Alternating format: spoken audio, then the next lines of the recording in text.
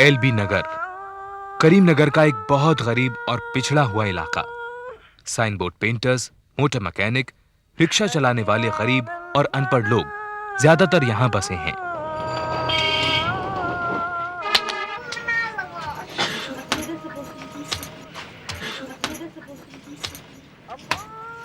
हुमा, हाजरा 11 बज रहे, कौन तो भी खाना बनाता समझे।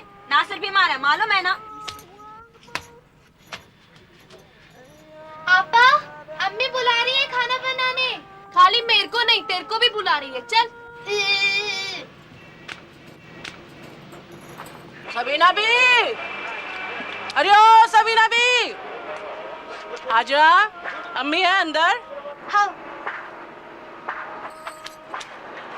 अरे रुखसाना भी, क्या जी, सुबह से इंतजार कर रही, कहाँ तो भी है तुम। सबीना बेगम, बहुत अच्छी खबर लाई हूँ तुम्हारे लिए। क्या तो भी है। सबीना बेगम, मेरी बेटी की याद है ना? हाँ। शादी करने के बाहर चली गई, अब कैसी खुश है। और वो मोती बी की बेटी फौजिया, उन्हें भी बाहर भेजा है, बड़े मजे में है। हाँ। और फौजिया का मर्द है ना मुस्तफा बादशाह, उन्हें वापस आया है।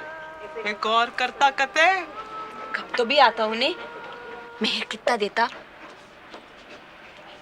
हमारी हुमा पसंद तो आती ना उसको। कोई को पसंद नहीं आती जी। ए रुखसाना भी, उन्हें ठीक तो है ना? मतलब क्या सबीना भी, भरोसा नहीं तुमको मेरे पे? ऐसा ही चला लेती हूँ क्या मैं किसी को भी? हाँ, अब मोती बी की बेटी से भी निकाह कराई ना, और मैं खुद अपनी आंखों से देखी उनका कागजात, वो पासपोर्ट। नहीं नहीं रुखसाना भी, मैं तो ऐसे ही जरा बच्ची का मामला है ना, तो आप ला रही ना उनको। शाम को लाती हूँ ना। अनवर मियाँ को बोलो 7 बजे घर पहुँच रहे, मैं आ रही हूँ 7 बजे। हाँ? हुमा, तेरे लिए रिश्ता आया है। ए हाजरा रुक। तो फिर मैं आ रही हूँ 7 बजे, तैयार रहना। पासपोर्ट। हाँ, पासपोर्ट। अरे मेरे को अरबी कहाँ आती मियाँ? अरे मेरे को आती ना, इधर दो। ओहो, सब लिखा है ना यहाँ, ये देखो यहाँ लिखा है इन्हों शादी करने आए, अपनी जोरू लेके जाते। अब जल्दी से लड़की दिखाओ। हुमा, चाय ला तो।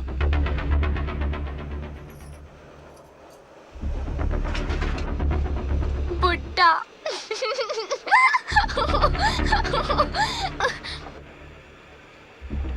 दूर को जा बेटा। أنا هذه لا أحبها. मुस्तफा बादशाह को हुमा पसंद नहीं है। कैसा था कौन इमरान सजीरा? أنا كنجوها. हाजरा कैसी रहेंगी? नहीं नहीं रुखसाना भी, हाजरा तो बहुत छोटी है अभी, ठीक से रहना, किसी को परेशान नहीं करना। أنا لوذي المهرة 10 بنسكت على रुपया। हाँ। देखो अनवर मियाँ, मेयर पे आनाकानी नहीं करना। 6000 से 1 पैसा ज्यादा नहीं देते उन्होंने। हाँ, तुमको हर महीने भेजते कुछ और नौकरी भी तो दिलाते। क्या भरोसा नहीं है तुमको हम लोगों पे?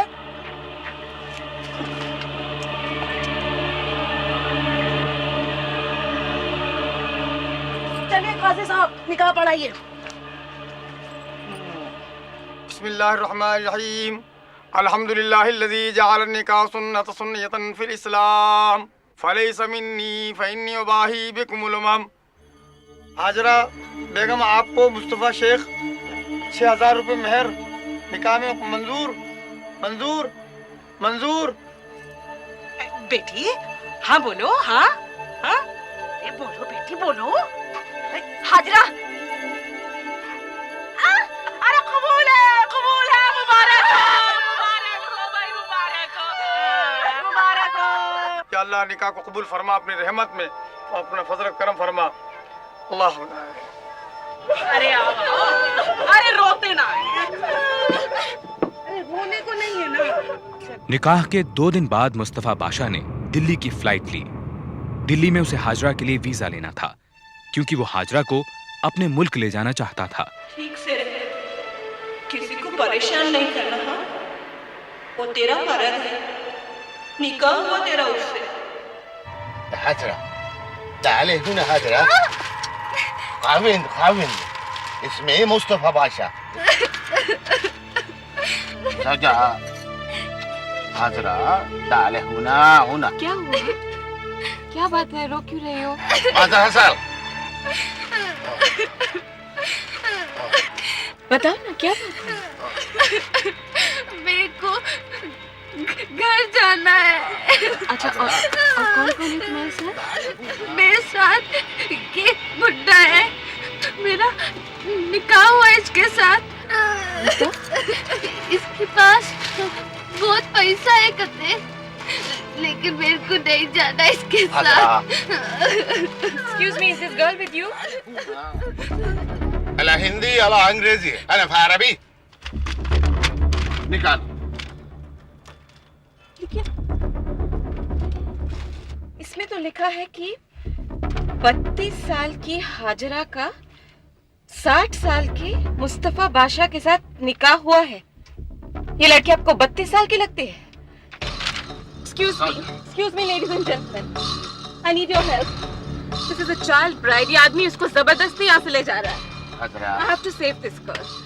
I have to help this little girl. I need your help, please. أنا أعرف عربي. हम दिल्ली एयरपोर्ट पे हैं, एक किडनैपिंग केस है। पायलट ने एयरक्राफ्ट से ही दिल्ली पुलिस को कांटेक्ट कर लिया था। दिल्ली पुलिस ने इंडियन पीनल कोड की दफा 363 और 366 के तहत एक नाबालिग के अपहरण और उसे जबरदस्ती निकाह करने के जुर्म में मुस्तफा बादशाह को गिरफ्तार किया। उसका पासपोर्ट जब्त कर लिया गया और उसे मैजिस्ट्रेट के सामने पेश किया गया। हाजरा को अपने साथ रखने की सोनाली की लाख मिन्नतों के बावजूद उसे नारी निकेतन भेज दिया गया। 10 साल की हाजरा के इस दयनीय हाल पर सोनाली का मन पिघल गया। उसी वक्त उसने उसे गोद लेने की ठान ली। अकेली 30 वर्षीय सोनाली के जीवन को जैसे एक मकसद मिल गया।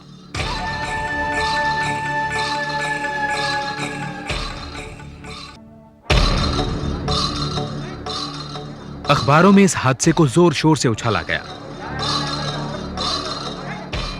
पब्लिक प्रोसिक्यूटर बीएस हून को सरकार की तरफ से हाजरा का केस लड़ने के लिए अपॉइंट किया गया था। मुस्तफा बादशाह की एम्बेसी ने नामी वकील फरहद बशीर को डिफेंस लॉयर अपॉइंट किया। इस बीच हाजरा के माँ बाप ने दिल्ली आने से इनकार कर दिया। सर, सबसे पहले तो मैं ये रिक्वेस्ट करूंगा कि बादशाह साहब को बेल दे दी जाए। अजीब किस्सा है जी, किडनैपिंग, जबरदस्ती निकाह। देखो जी, अगर जबरदस्ती हुई होती तो लड़की के माँ बाप क्या चुप रहते? अजी मुकदमा तो बादशाह साहब को करना चाहिए था जी। धोखा तो उनके साथ हुआ है। बालिहाजा लामा सकत अबू वाइश वल्किन धोखा कैसा बशीर साहब? सर, दिखाई 30 साल की औरत, निकाह किया 10 साल की बच्ची से। अब ये धोखा नहीं तो और क्या है सर? योर ऑनर, ये है निकाह की तस्वीर। इसमें लड़की को साफ साफ देखा जा सकता है। मुस्तफा बादशाह का यह कहना कि उनके साथ धोखा हुआ है सरासर गलत है। निकाह नामे पर कहीं भी हाजरा के माँ बाप के दस्तखत नहीं है और उसकी मेडिकल रिपोर्ट के मुताबिक उसकी उम्र 13 और 16 साल के बीच है। वो कहीं भी किसी भी तरीके से 32 साल की नहीं लगती है। लेकिन सर इस मेडिकल रिपोर्ट से यह भी तो पता चलता है कि मेरे क्लाइंट के इस लड़की के साथ कोई जिस्मानी ताल्लुक नहीं थे। उसने इस लड़की को हाथ तक नहीं लगाया सर। और इस मेडिकल रिपोर्ट से यह भी पता चलता है मिस्टर बशीर कि आपका क्लाइंट ऐसा कुछ कर ही नहीं सकता था। Your client is important, isn't he? माज़ा तक़ूल फाजराना अला हज़ाल क़ौल। योर ऑनर, अब सवाल ये उठता है कि जो आदमी शादीशुदा जिंदगी का सुख भोग ही नहीं सकता, वो एक नहीं बल्कि 5-5 निकाह क्यों करेगा? वो इसलिए योर ऑनर कि मुस्तफा बादशाह का असली काम यही है, नाबालिग लड़कियों से निकाह कर उन्हें अपने मुल्क ले जाकर बेचना। और ये शख्स कहता है कि उसके साथ धोखा हुआ है। हाजरा, तुम बताओगी ये सब? ये आदमी कौन है और तुम्हारे साथ क्या हुआ? हाजरा, तुम यहां बिल्कुल महफूज हो। बताओ हाजरा, तुम्हारी उम्र क्या है? 10 साल। जुमेरात के दिन मेरी अम्मी मेरा निकाह उस बुड्ढे से कर दी। हाजरा ने साफ साफ कह दिया कि निकाह उसकी मर्जी के खिलाफ हुआ था, पर फरहत बशीर का कहना था कि निकाह मुस्लिम पर्सनल लॉ 1937 के हिसाब से हुआ था, जिसके तहत किसी नाबालिग की मर्जी जरूरी नहीं है और इसलिए मुस्तफा बादशाह को आईपीसी के तहत सजा नहीं सुनाई जा सकती। उधर प्रोसिक्यूशन का कहना था कि Muslim personal law child marriage restraint act से बड़ा नहीं माना जा सकता। योर ऑनर, यहां मुद्दा मुस्लिम पर्सनल लॉ या शरीयत नहीं है। यहां मुद्दा है नाबालिग लड़कियों के खरीदने और बेचने के इस व्यापार का। यह पहली बार नहीं है कि मुस्तफा बादशाह ने किसी नाबालिग से निकाह किया हो। सन 1988 में इन्होंने फौजिया नाम की एक लड़की से निकाह किया और 2 महीने बाद यह कहकर उसे छोड़ दिया कि उसे कैंसर।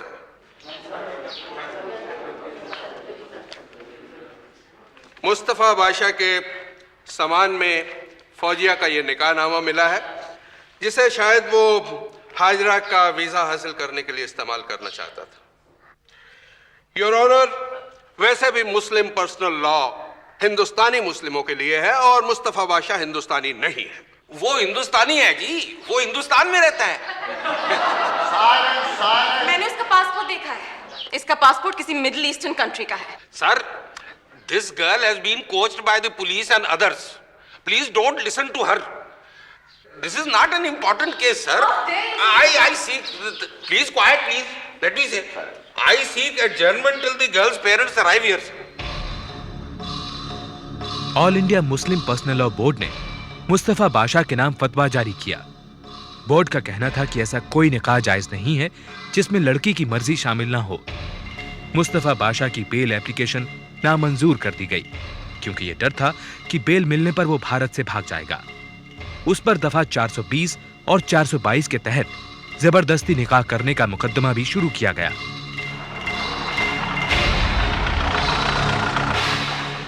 और हाजरा के माता पिता को इस जुर्म में हिस्सेदार माना गया। उधर हाजरा ने कह दिया कि वो सोनाली सिंह के साथ रहना चाहती है। आपको करीम नगर से दिल्ली आने में 17 दिन क्यों लगे? क्या आपको पहले नहीं आना चाहिए था? क्या आप अपनी बेटी के बारे में जानते नहीं थे? सुनो मियाँ, मेरे को 7 बच्चे, अगर एक एक के पीछू घूमूं तो कट गई ना मेरी जिंदगी।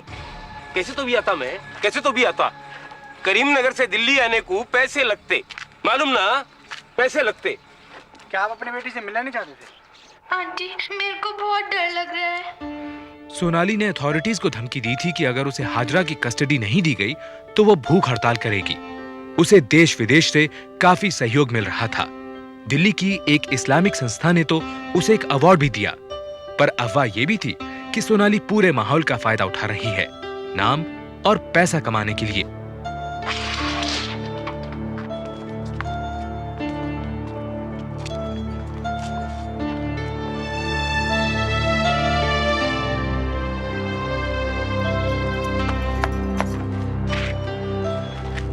देख लिया, हो गया। ये मेरी बच्ची है। कैसी तो भी रहती तुम्हारे साथ, समझे तुम। मैं लेके जाता है इसको करीम नगर। बहुत हो गया, बहुत जलील किया, बस बहुत हो गया। अरे क्या बहुत हो गया है? अपने आप को बाप कहते हो? तुमने इस बेचारी लड़की को बेचा है। You're a bloody criminal and I'll see you in court. अरे जा मियाँ जा, तू क्या मेरे को अदालत में देखती? अरे मैं भी देखता, कैसे लेके जाती तू मेरी बच्ची को।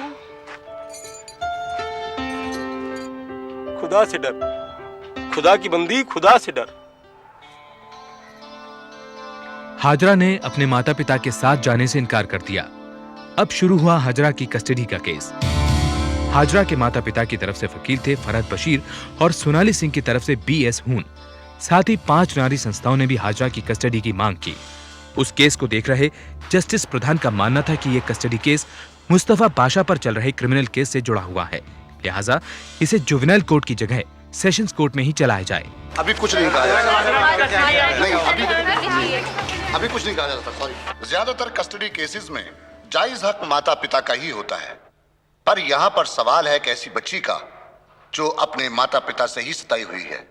Your Honor, my client has been misrepresented. मेरी समझ में नहीं आ रहा योर ऑनर, किस हक से ये लड़की की मांग कर रहे हैं? क्या गारंटी है कि इस बच्चे के साथ फिर से वही सलूक नहीं होगा? क्या गारंटी है कि वापस ले जाने के बाद इसे फिर से बेच नहीं दिया जाएगा? योर ऑनर, अगर ऐसा हुआ तो हो सकता है ये बच्ची दोबारा न बचे। मैं कोर्ट से दरख्वास्त करूंगा कि हाजरा को मेरी क्लाइंट सोनाली सिंह के साथ रहने की इजाजत दी जाए। योर ऑनर, ये अकेली लड़की है, मैं क्या कहूं, न शादी न बच्चे, सारा दिन ड्यूटी पर रहती है। ये अपने आप को संभाल ले यही काफी है, ये बच्ची को कहां संभालेगी? अब ये देखिए, ये एफिडेविट हाजरा की मां ने दिया। मैं अपनी बच्ची हाजरा का पूरा ध्यान रखूंगी, कभी कोई फैसला उसकी मर्जी के खिलाफ नहीं करूंगी। हाजरा मेरी बच्ची, मैं तुझसे बहुत प्यार करती हूं।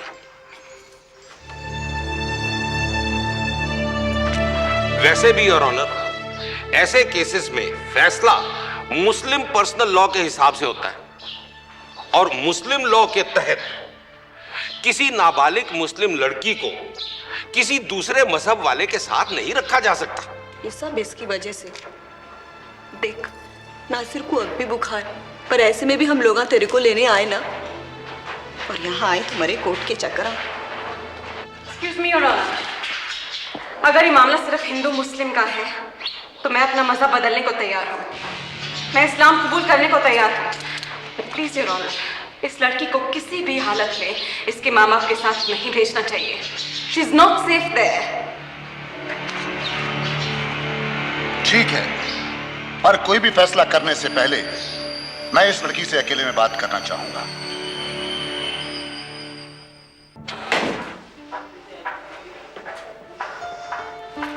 देखो हाजरा बेटे, तुम्हें किसी से डरने की जरूरत नहीं है।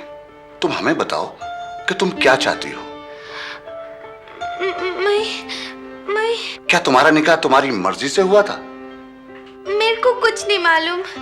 आप मेरी अम्मी अब्बू को बुलाइए, उन लोग आज बोलते सब कुछ। अच्छा,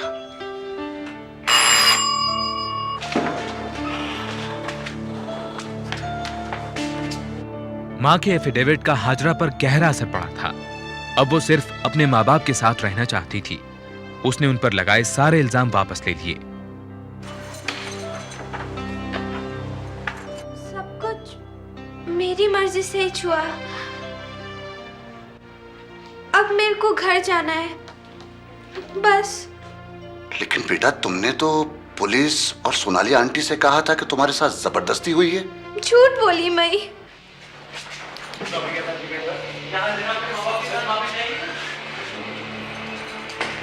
तुम घबराओ नहीं, ठीक है? मैं तुम्हारे माँ बाप को तुम्हें कहीं नहीं ले जाने दूंगी। वो नहीं जानते वो तुम्हारे साथ क्या कर रहे हैं। तुम जानती हो तुम क्या कर रही हो? हमारा भाई 10 दिन से बीमार है, मालूम तुमको? पूरा दिन भूखा रहना कैसा लगता है मालूम तुमको? हमारे 4 साल के भाई को मालूम है। अब मेरे को नको तुम। मैं अपने हाजरा। सेशंस कोर्ट का फैसला था कि हाजरा को अगले 3 महीनों तक नारी निकेतन में ही रहना पड़ेगा। उसके माता पिता को उसकी कस्टडी नहीं दी गई क्योंकि उनके खिलाफ अपनी ही बेटी को बेचने जैसे इल्जाम थे। हाजरा को सोनाली सिंह के हवाले भी नहीं किया गया क्योंकि वो सिर्फ अपने माता पिता के साथ ही रहना चाहती थी। बहुत से नारी संस्थानों ने इस फैसले के खिलाफ हाई कोर्ट में अपील की। हाई कोर्ट ने हाजरा को उसके माँ बाप के पास वापस भेजने का फैसला सुनाया।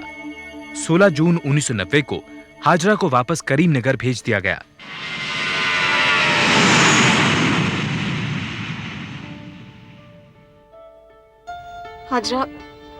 हाजरा, मैंने अपना तबादला हैदराबाद करा दिया।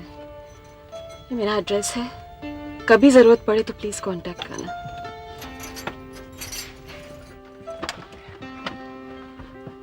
बाय।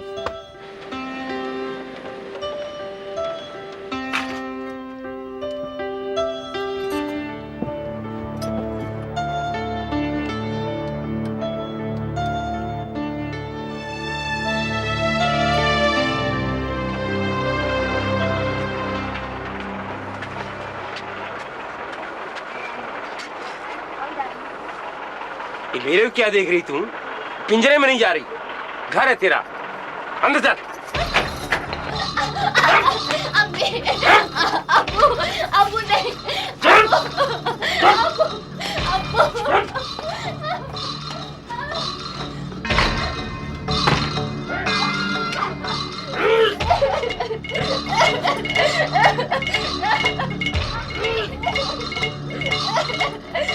हाजरा के जाने के बाद प्रेस और मीडिया भी इस केस को भूल गए। जून 1991 में मुस्तफा बाशा, जो जमानत पर छूटा हुआ था, भारत से फरार हो गया और उस पर चल रहे केस को बंद कर दिया गया। 4 साल बाद अदालत ने हाजरा के माता पिता को 2000 रुपए जुर्माना और चेतावनी देकर छोड़ दिया। इस बीच सोनाली ने शादी कर ली। अब भी वो हैदराबाद में ही रहती है, लेकिन आज तक हाजरा के पिता ने उसे अपनी बेटी से मिलने की इजाजत नहीं दी है। हाजरा आज 19 साल की है। एक बार फिर इसका निकाह तय हुआ है। मर्जी या मर्जी के खिलाफ, ये सिर्फ उसी का दिल जानता है। ಮತ್ತಿಟ್ಟ ನೀವಾಕ ಕೊಡ್ತಾ ಎನ್ನಾಯ್ಕ ಪತ್ರಿಡಿ ಎಂದ್ರು ನಾನು ಮಣಕ ಸಪೋರ್ಟ್ செய்தேன் ஆனால் இதற்கு பிறகு எடவும் இல்லை कट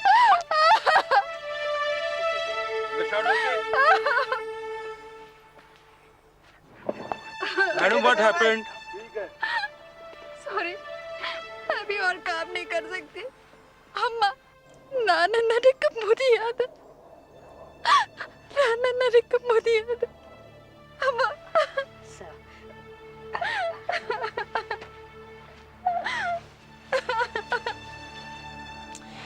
एकदम क्या हो गया? चल चल संभाल अपने आप को, ठीक दे। अयो, ये कैसे हुआ? क्या आशीष ने? ये क्या आशीष आशीष लगा रखी है आपने? हाँ? आशीष कुमार एक फ्लॉप एक्टर और राजलक्ष्मी एक कामयाब तमिल एक्ट्रेस। अपने कोस्टार्स के साथ नाकामयाब अफेयर से हारकर राजलक्ष्मी ने एक मैट्रिमोनियल एड के जरिए आशीष से शादी कर ली और 9 महीने के अंदर ही वो एक बेटी की मां भी बन गई। लेकिन शादी बेमेल थी। दोनों के बीच लड़ाई की जड़ था राजलक्ष्मी का 60 लाख रुपए का मकान। कल रात राज को सिगरेट से जला है ना, तो पता है वो आज शूट नहीं कर सकी। अम्मा पोदू और कितना पैसा चाहिए तुम्हें? तुम्हारी फिल्म पूरी करने के लिए राज ने पूरे पैसे डुबो दिए और वो आज तक पूरी नहीं हुई। और अब वीडियो पार्लर खोलना चाहते हो तुम? एक पैसा नहीं मिलेगा। बस निकल जाओ मेरे घर से, निकल जाओ। आपका घर कब से? आशीष, मैंने ये घर अम्मा के नाम कर दिया है।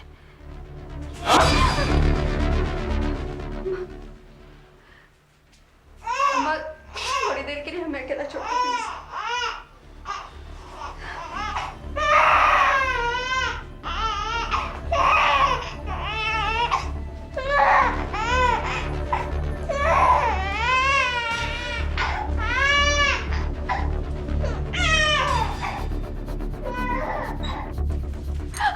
तेरी हिम्मत कैसे हुई? हाँ, मैंने कहा था नहीं घर मेरे नाम कर दो, और ये तुम्हारी अम्मा हर बात पे दखल देती है। ये करो वो मत करो, ये करो वो मत करो। कहा था ना मैंने, बस और कुछ नहीं, घर मेरे नाम कर दे। नहीं, घर अम्मा के नाम ही ठीक है। क्या मतलब? क्या मतलब है? क्या मतलब है ठीक है? हाँ, तेरा पति नहीं हूं मैं क्या? तेरे बच्चे का बाप नहीं हूं क्या? हाँ, मुझ पर भरोसा नहीं है क्या?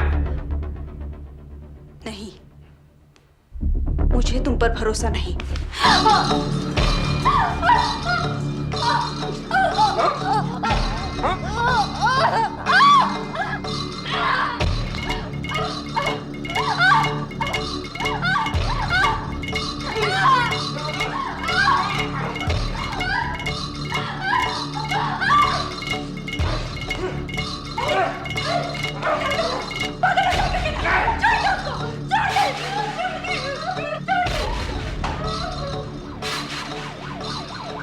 राजलक्ष्मी की मां जयंती ने उसी रात आशीष के खिलाफ एफआईआर दर्ज करवा दी। राजलक्ष्मी को अस्पताल में एडमिट किया गया। उसकी बाईं आंख और गले को काफी चोट पहुंची थी। अब कैसे लग रहा है राजलक्ष्मी जी? दर्द तो हो रही होगी। तकलीफ मत करिए बोलने की, मैं नर्स से कह देता हूँ, वो पेन किलर दे देगी आपको।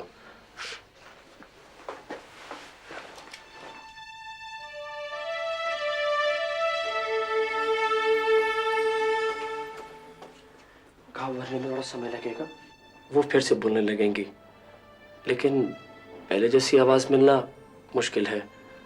और उनकी बाईं आंख के ऑपरेशन के बाद हम उनकी पूरी रोशनी बचा नहीं सके। आई एम सॉरी।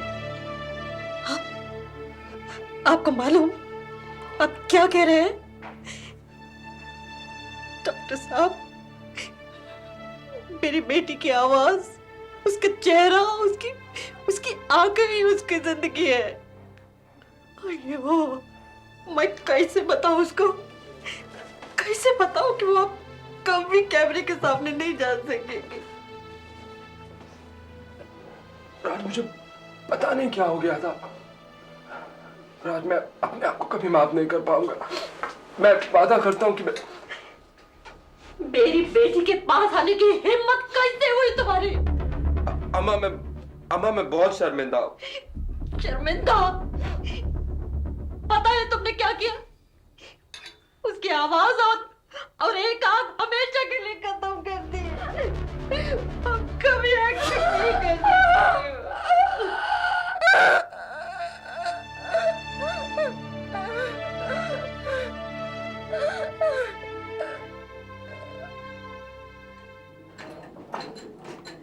अगले 6 महीनों में राजलक्ष्मी के कई ऑपरेशंस हुए, मगर कोई खास फायदा नहीं हुआ। इस बीच कई प्रोड्यूसर्स ने उसे अपनी फिल्मों से निकाल दिया। मिस्टर आशीष कुमार, क्या ये सच है कि 28 जनवरी की रात को आपने अपनी बीवी के साथ कुछ मारपीट की? आशीष के खिलाफ केस ट्रायल कोर्ट में पहुंचा।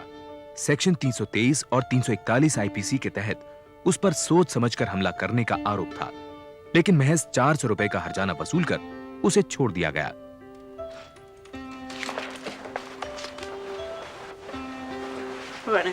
अस्पताल से बाहर आते ही राजलक्ष्मी ने आशीष से तलाक लेने का फैसला कर लिया। उसकी वकील थी एक तेज तर्रार फेमिनिस्ट प्रेमा अयंगर। मैंने डिवोर्स पेपर्स फाइल कर दिए हैं। पहली सुनवाई जल्दी ही हो जाएगी। लेकिन आपके पति ने जो आपके साथ किया है, मैं समझती हूँ आपको एक क्रिमिनल केस जरूर फाइल करना चाहिए। नहीं, उसे क्या मिलेगा मुझे? मेरी आंखें और आवाज तो जाती रही। मैं तो सिर्फ इतना चाहती हूँ कि आशीष बगैर तंग किए मुझे तलाक दे दे। कोर्ट के चक्करों से डर लगता है मुझे। ओयो रामा, क्या हो गया तुझे? क्या कह रही है?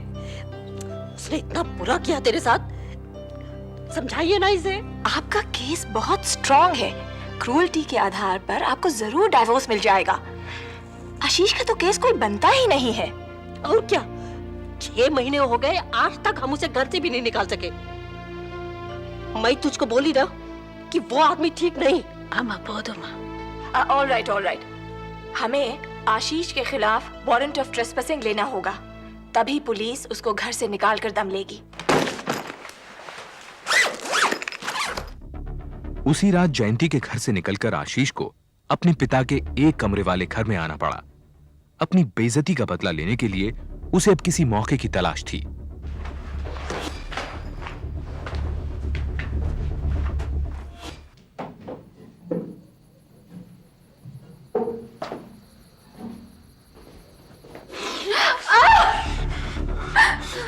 तुमने मुझे सड़क पर फेंक दिया राज। अच्छा नहीं किया तुमने ये। प्लीज, तुम समझती क्यों नहीं हो? मैं तुमसे प्यार करता हूँ। प्लीज राज, मुझे घर से बाहर मत निकालो। तुम चाहते हो मैं पुलिस को बुलाऊं? पुलिस की धमकी दे दी हो? अगर मैं चाहूं तो तुम्हें यही जान से मार सकता हूं।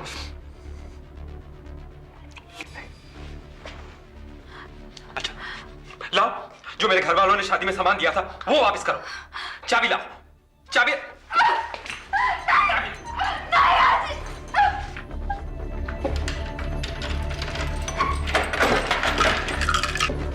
जाइए, ले जाओ, मुझे छोड़ दो, मुझे छोड़ दो, छोड़ो।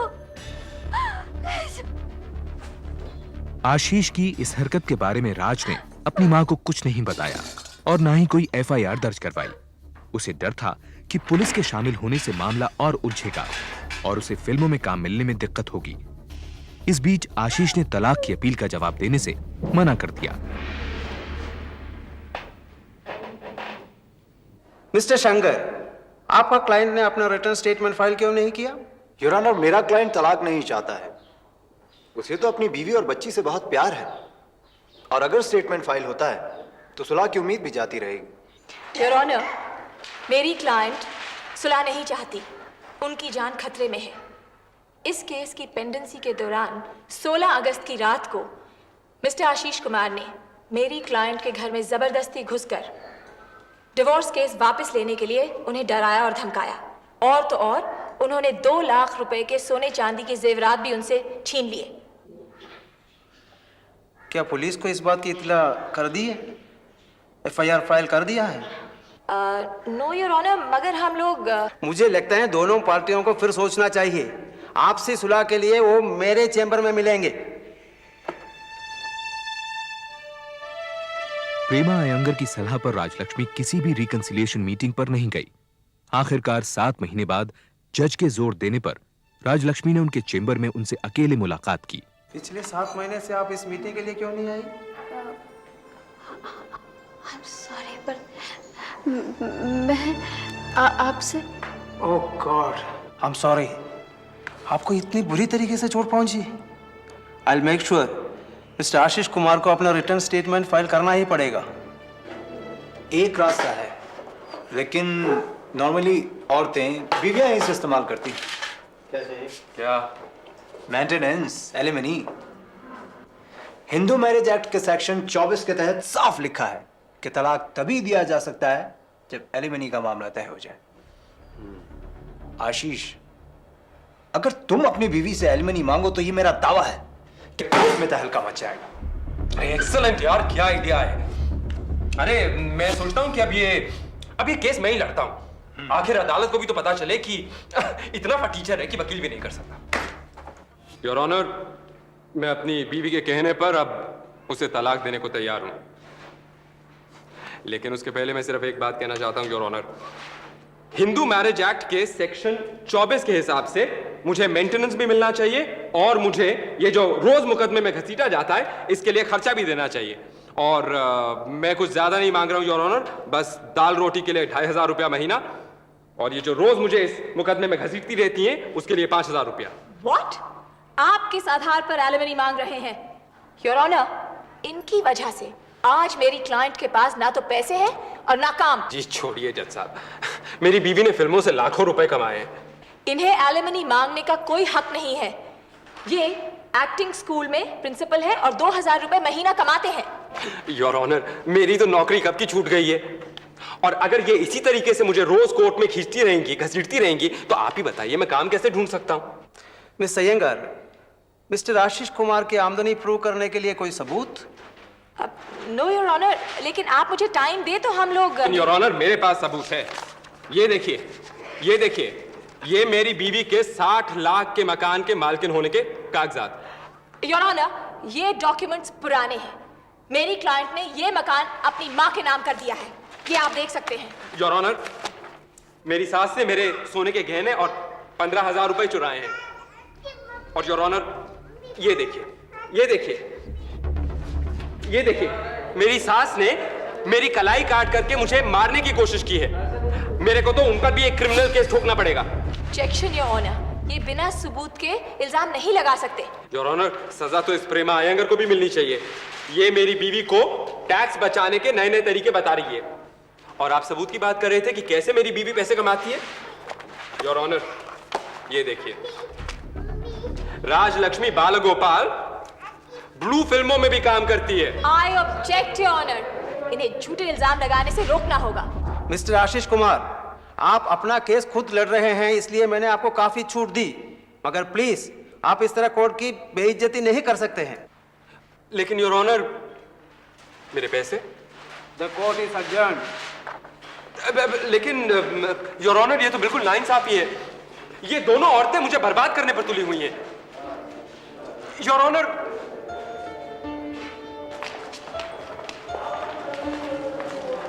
राज,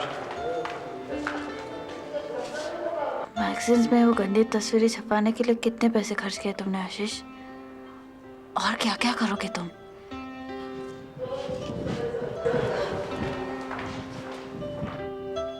आशीष की आमदनी साबित करने वाले कोई कागजात प्रेमा हासिल नहीं कर पाई।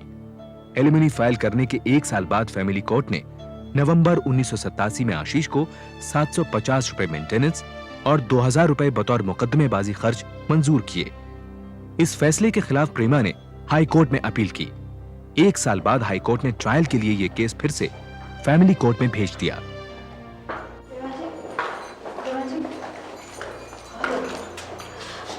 पैसे देकर किस्सा खत्म कर देते हैं, कम से कम तलाक का मुकदमा तो आगे बढ़ेगा। अगर 2000 रुपए की तो बात है। नहीं, अगर हमने उसे एक दफा पैसे दे दिए तो उसकी मांग बढ़ती ही जाएगी। वो कानून की आड़ में हमें ब्लैकमेल कर रहा है। It's become a matter of principle now Raj. ये केस मेरे लिए चैलेंज बन चुका है। अब इसको मैं मुफ्त ही लड़ूंगी। ओके?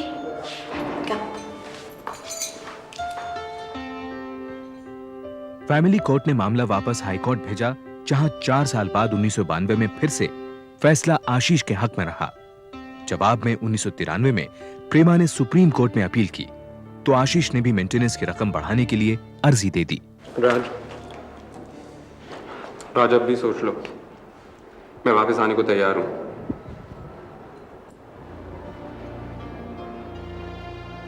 अब तक राजलक्ष्मी ने आशीष को 1 पैसा भी नहीं दिया था। फिल्मों में काम मिलना बंद हो चुका था। टीवी सीरियल्स में छोटे मोटे रोल्स करके वो किसी तरह गुजारा करती रही।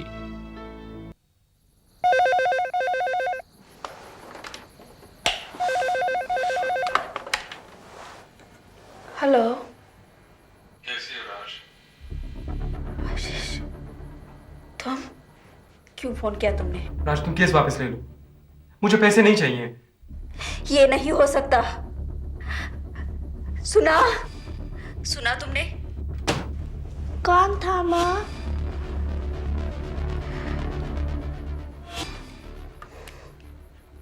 तुम नहीं जानती उसे।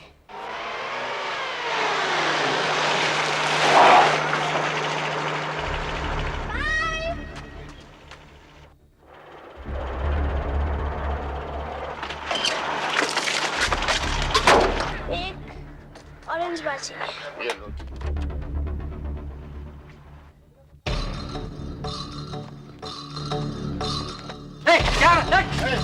क्या बात कर रहा है?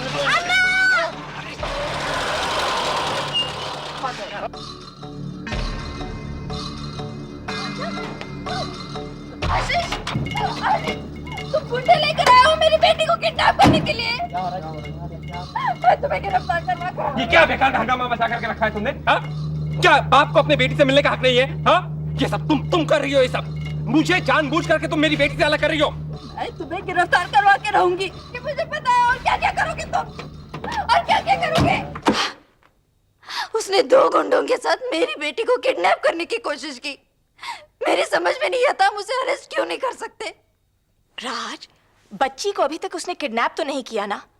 अगर तुम ये इल्जाम आशीष पर लगाओगी तो एक केस और बढ़ जाएगा, और फिर वो सजा कैसी? आखिर वो बच्ची का बाप है। तो मैं क्या करूं? मुझे पूरा यकीन है कि सुप्रीम कोर्ट हमारी अपील को जरूर सुनेगा। हम ये केस जरूर जीत जाएंगे। अगले हफ्ते ही हियरिंग है। योर लॉर्डशिप, ये पहला मौका है कि एक आदमी सुप्रीम कोर्ट में अपनी पत्नी से एलिमनी की मांग कर रहा है। मुझे कुछ नए सबूत पेश करने का मौका दिया जाए। Please proceed. योर लॉर्डशिप, ये कागज साबित करते हैं कि मिस्टर आशीष कुमार बेरोजगार नहीं है, लिहाजा इनकी मेंटेनेंस की मांग बिल्कुल नाजायज है। डॉक्यूमेंट से साबित हो गया था कि आशीष एक वीडियो लाइब्रेरी का मालिक, रेडियो आर्टिस्ट और एक्टिंग स्कूल में प्रिंसिपल था।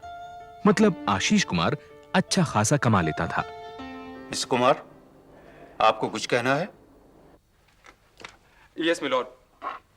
मिलॉर्ड, अगर अपनी देखभाल खुद ही कर पाने में काबिल औरतों को अदालत मेंटेनेंस दिलवा सकती है तो फिर मर्दों को क्यों नहीं?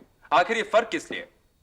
हाँ, मैं समझ सकता हूं अगर वो मेंटेनेंस सिर्फ बूढ़ी, अनपढ़ या अपंग औरतों को मिलता तब तो फिर बात, पर यहां तो योर लॉर्डशिप, एलिमनी की मांग करके मिस्टर आशीष कुमार तलाक के मुकदमे को डिले करना चाहते हैं और अपनी बेटी की किडनैपिंग की नाकामयाब चाल के बाद सेक्शन 28 के तहत कस्टडी का केस भी फाइल करना चाह रहे हैं।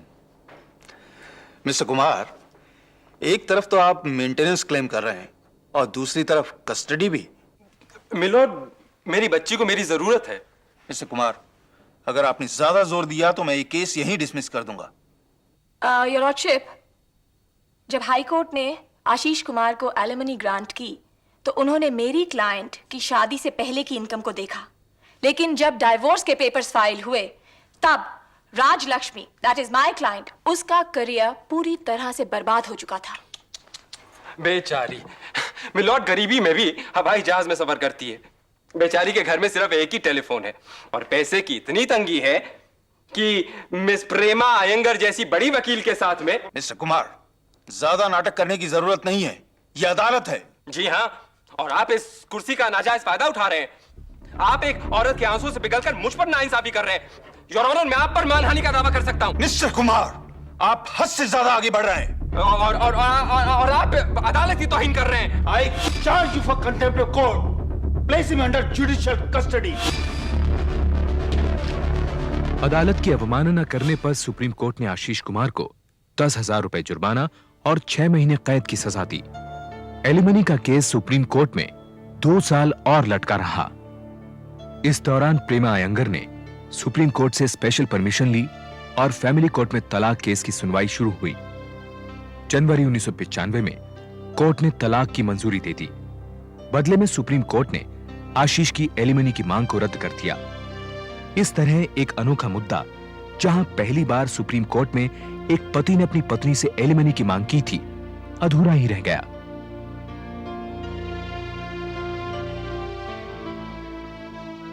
राजलक्ष्मी फिर कभी फिल्मों में वापस नहीं गई। 17 नवंबर 1997 को दिल का दौरा पड़ने के कारण उसकी मौत हो गई। आशीष कुमार आज भी चेन्नई में एक एक्टिंग स्कूल चलाता है। अजमेर, सन 1975।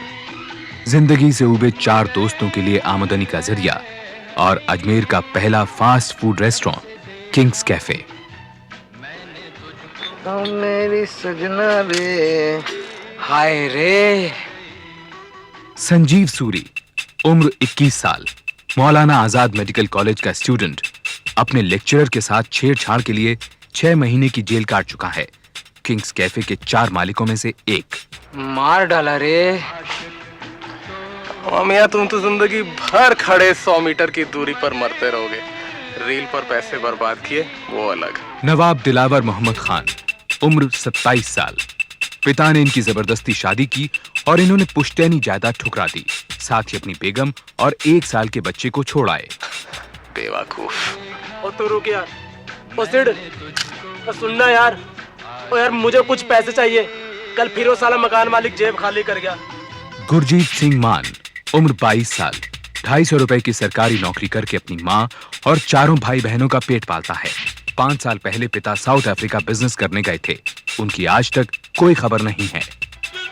ओ सिड,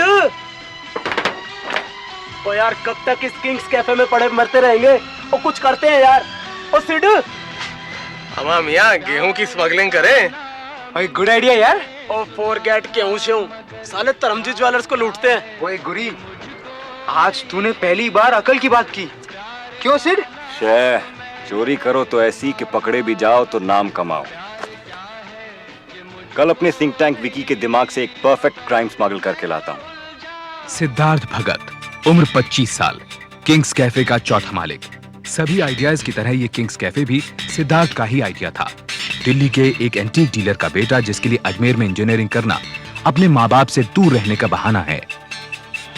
पेशी पे जाना है, डैड ने बुलाया।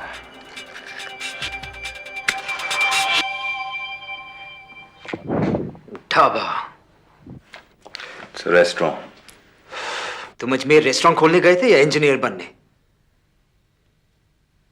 2 साल तो वैसे ही फेल हो चुके हो। अगर पैसे नहीं तो मांग लेते, कभी रोका है हमने?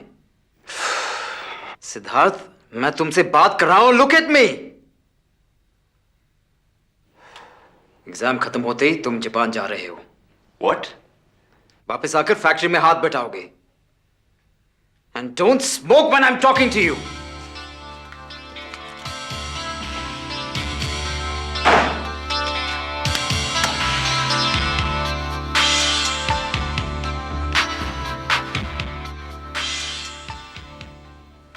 सिद्धार्थ बेटे, तेरे डैड ने फिर कुछ कहा क्या? देख बेटा, तू उनकी बातों पर ध्यान मत दिया कर। You just enjoy yourself. बेचैनी जकड़ी रहती है यार मुझे। Nothing satisfies me. I was meant to do something big, something really big. Just a second.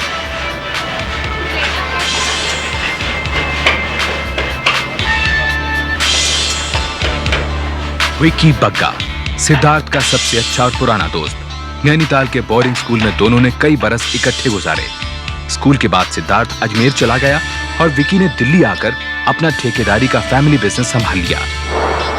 यार पता नहीं तू अपने डैड की नौकरी कैसे कर लेता है, मेरा तो दम घुटने लगता। खैर छोड़, तेरा किंग्स कैफे कैसा चल रहा है? वो गुरजीत अब भी रोता रहता है क्या? हाँ रोता रहता है। और वो बेगम साहिबा के नवाब साहब? सब बोरर है मेरी तरह। हाय विकी। हाय, कैसा है? विक्की के दोस्त नरेश का तबादला दिल्ली कॉर्पोरेशन बैंक में हो गया था। बातों बातों में उसने बैंक के बारे में काफी कुछ बताया, ये भी कि रोज चांदनी चौक से रिजर्व बैंक कनॉट प्लेस पैसा ट्रांसफर होता है। कितना पैसा ट्रांसफर होता होगा? ये कोई 50-60 लाख हर रोज। और गार्ड्स कितने रहते हैं? 2 guards. Uncle 1 minute, I just push. Imagine यार विकी, हर रोज 60 लाख रुपए चांदनी चौक की भीड़ से होते हुए सीपी जाता है। अगर कोई वो पैसा उड़ाकर भीड़ में गुल हो जाए तो? ए सिद्धार्थ, ऐसा सोचने की बेवकूफी भी मत करना। 60 lakhs Vicky, 60 lakhs। No no no, I am not going to think about it. मैं बिल्कुल नहीं सोचूंगा यार, इट्स टू बिग। साला इतना सारा पैसा, it's not like school boss. Police, cash, पिस्तौलें, इट्स टू बिग। सब प्लान करेंगे लाइक प्रोफेशनल्स। आखिर विक्की राजी हो गया और अगले दिन से ही प्लान पर काम शुरू हो गया। सिद्धार्थ ने अजमेर फोन करके संजीव, गुरजीत और दिलावर को दिल्ली आने को कहा। हाँ जल्दी से जल्दी। और सुन, 2 कट्टों की जरूरत पड़ेगी। हाँ। अगले 3 दिन वैन को लूटने की प्लानिंग में लगे। एक एक बारीकी, एक एक पहलू, सारी डिटेल्स को जांचा गया। पैसे के बक्से कहाँ रखे जाते हैं, कितने गार्ड्स होते हैं, कितनी बंदूकें होती हैं। यार विकी, गार्ड की गन का क्या करें? इट्स वेरी क्लियर यार, उस वैन में इतनी जगह ही नहीं है कि एक 12 बोर की बंदूक को घुमा सके, और फायर करना तो दूर की बात। Siddharth, I have an idea यार। ओए हम लोग वहां जाके। शट अप यार गुरी, ऊंचा मत बोल। Let's go home.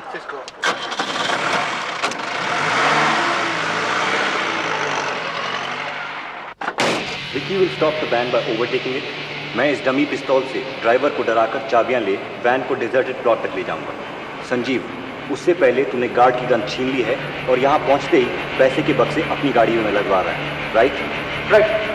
गुरी, तू विक्की के साथ गाड़ी में बैठा रहेगा। एंड फॉर गॉड से ऊंची आवाज में मत बोलना, किसी का भी ध्यान हमारी तरफ नहीं होना चाहिए। नवाब, क्यों खुशी से चौड़ा हो रहा है? ये काम नहीं करती। जनाबे आला, इससे तो आप सिर्फ आपकी बेगम साहिबा को इम्प्रेस कर सकते हैं। असली तमंचा तो फायरवर्क्स के लिए विक्की की सेफ कस्टडी में है। Serious boss, precision is the name of the game. मेरा गाड़ी को रोकना और तुम्हारा उस पर अटैक करना एकदम सिंक्रोनाइज होना चाहिए। लेकिन सिर्फ द क्वेश्चन इज कि ताले पर गोली कौन चलाएगा? वल्लाह मियां, बेगम साहिबा इसी अदा पे तो मर मिटी थी। ओए, मेरी कोई बेगम साहिबा होती तो मैं तो उड़ते मच्छर के पर उड़ा देते। अरे सारी दुनिया उड़ा देते यार। अरे ठीक है यार, पहले तुम निशाना लगाओ।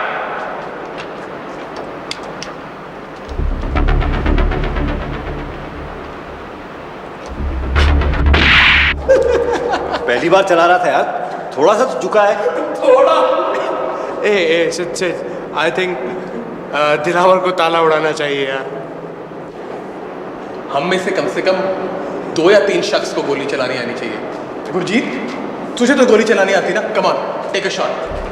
जस्ट अ सेकंड बॉस, मैं पहले ही कह चुका हूं कि गोली चलाने को छोड़कर मैं कुछ भी करूंगा। यार ऐसा ना घूर यार, मुझे 5 लोगों के पेट पालने हैं। पिस्तौल हाथ में हो तो कुछ भी हो सकता है। एनीथिंग कैन गो रॉन्ग यार। दैट्स राइट यार, वो पहले ही मना कर चुका था। संजीव, तू ट्राई कर।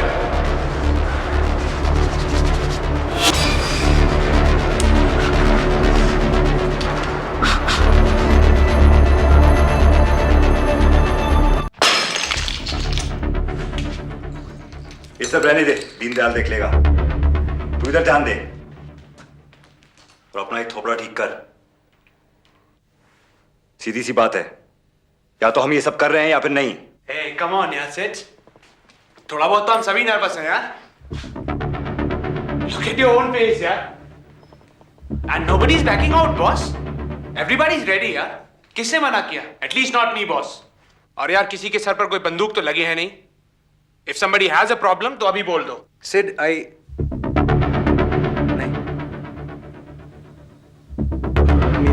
पिस्तौल वाला काम नहीं कर सकते।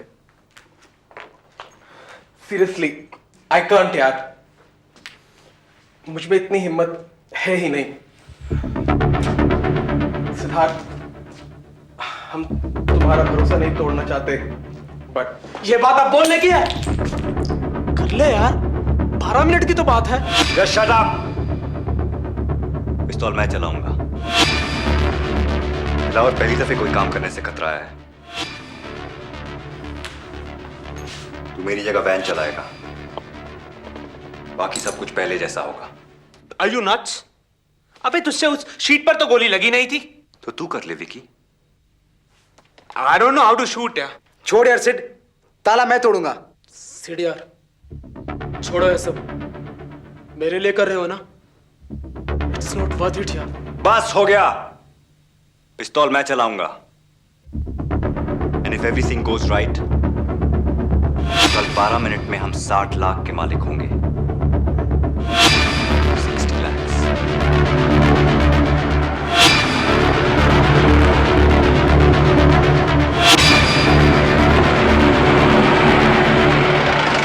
Alright guys, मैं 15 मिनट के अंदर वैन के साथ आता हूँ। Good luck.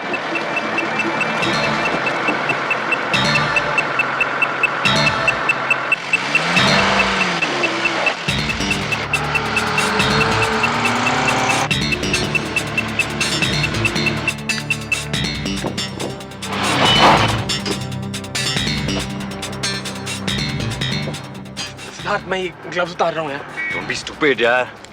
यार हाथ फूल रहे हैं यार। बस 12 मिनट की बात है। आ गई।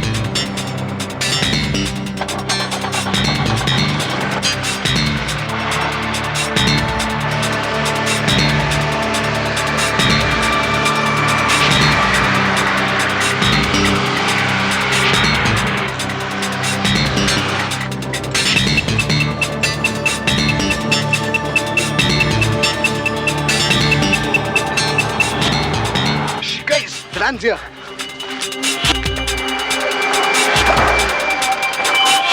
ओ पागल हो गया क्या? हटा के हट। चाबी दो, चाबी दो। नहीं देता कि? अरे क्या है? सीट जल्दी कर, ताला उड़ा।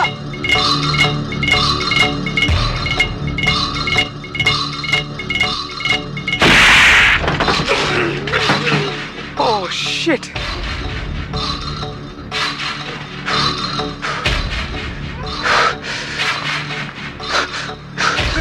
चाबी नहीं दे रहा यार।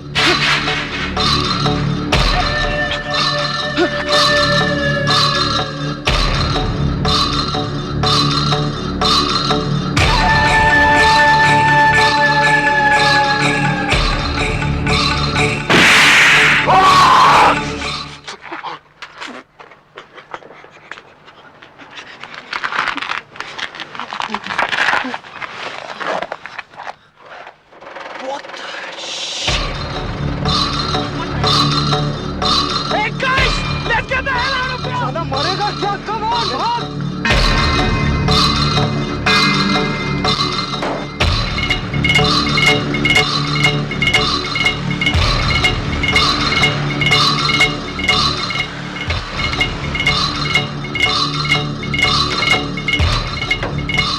नाइस भैया ताला खोलो ताला खोलो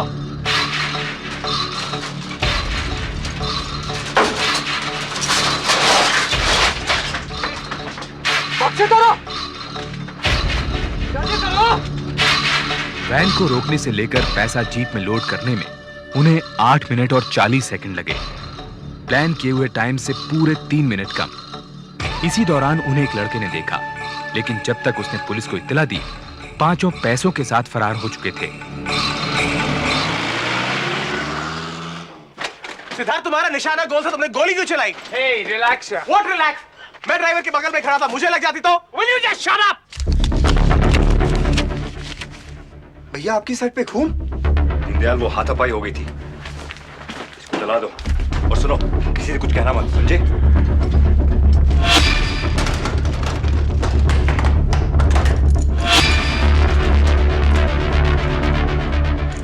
सिद्धार्थ को मालूम था कि उस समय घर पर कोई नहीं होगा, इसलिए प्लान यही था कि पैसा सिद्धार्थ के घर में छुपाया जाएगा। 10 की गड्डियां हैं। यार ये 6-7 लाख से ज्यादा नहीं है। पांचों हैरत में थे कि 60 लाख की जगह रुपया 6 लाख कैसे हो गया। उस दिन बैंक मैनेजर के बीमार पड़ जाने के कारण बैंक के सेफ को खाली नहीं किया गया था। सिर्फ कैशियर के काउंटर का पैसा वैन में लदा था। सिर्फ 6 लाख?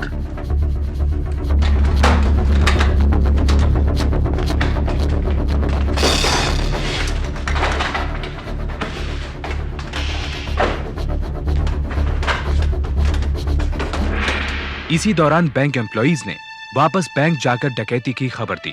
ड्राइवर को अस्पताल ले जाया गया, जहां उसने 3 घंटे बाद दम तोड़ दिया, मगर मरने से पहले उसने 3 लड़कों का हुलिया पुलिस को बता दिया। एक दरमियाने कद का गोरा सा, एक के घुंघरू वाले बाल थे साहब। साहब पहले लड़का क्या बिगाड़ा था साहब? मैं तो अपनी ड्यूटी दे रहा था साहब।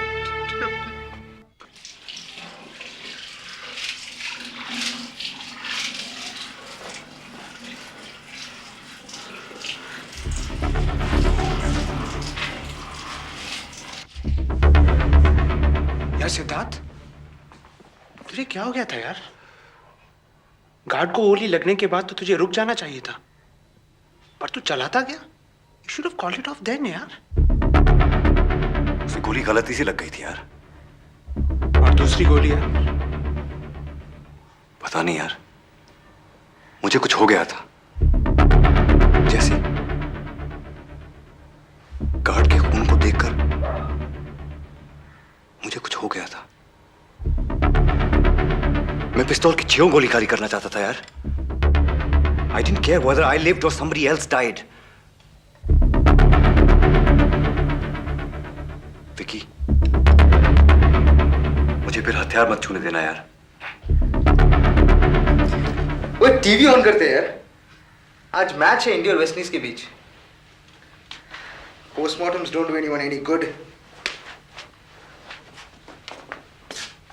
It's 271 for 3 now for the West Indies, and it will be Rohan Kanhai facing up to Brajesh Patel with the second new ball before the spin quarter takes over. Right arm over the wicket, it's a short pitch ball, and Kanhai tries to pull it past square mid wicket. He hasn't quite timed the stroke, but it's still worth a few more for the mounting West Indies total. Kanhai moves on to 64. Clive Lloyd and Kanhai now put on 124 for the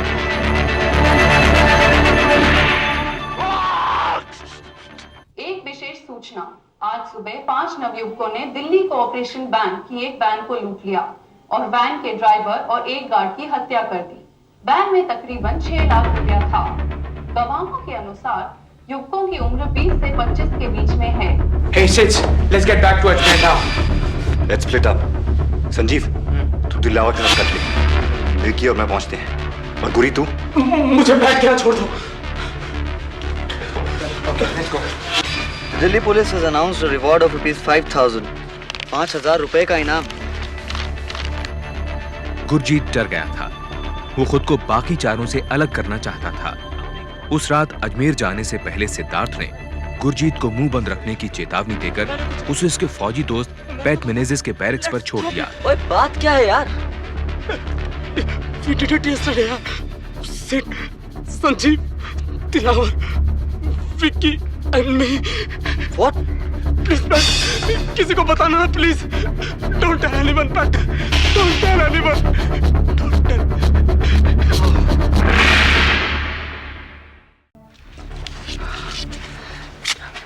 डकैती को 2 महीने हो चुके थे। दिल्ली में police दिन रात सुराग ढूंढने में लगी थी और वहां अजमेर में चारों दोस्त 6 लाख रुपया उड़ाने में। लेकिन खर्च करने से पहले उन्होंने बैंक की सील वाले सारे नोट जला डाले। अरे बॉस, नई रोलेक्स वॉच। मैं भी एक जीप ऑर्डर करता हूँ यार। कर ले यार। अरे ये पैसा यूं बर्बाद करने के लिए नहीं है, 2 लोगों की जानें गई हैं यार। ये पैसा तो हम सब के धंधे फिट करने के लिए था। दिलावर की जमीन, गुरजीत का डेयरी फार्म और विकी हमारी नट बोल्ट की फैक्ट्री।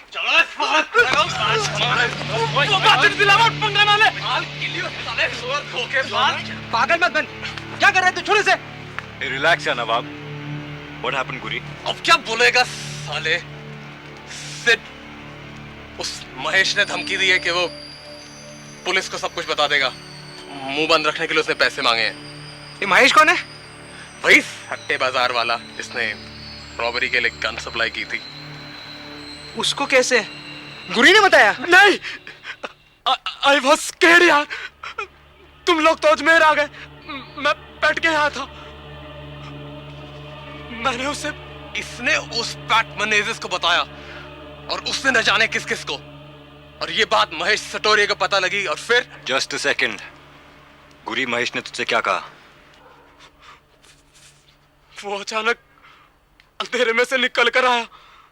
मैं काम से वापस आ रहा था। अगर तुम लोग चाहते हो कि ये राज राज ही रहे और पुलिस को इस बारे में कोई खबर ना हो, तो मुझे मेरा हिस्सा मिल जाना चाहिए। हमसे पंगा ना ले महेश, हम पहले 2 को लुढ़का चुके हैं और तीसरा। अबे ओ सियाने, चल चल, सिद्धार्थ को जाके बोल के हिस्से 5 नहीं, हिस्से होंगे 6। और चल फुट ले यहाँ से, चल। तूने उसको धमकाकर अलर्ट कर दिया यार। कह देना था हमने कुछ नहीं किया। सिद्ध, हमें फौरन अजमेर से निकल जाना चाहिए। या फिर उस महेश को पुलिस तक पहुंचने से रोकना पड़ेगा। विकी, विकी,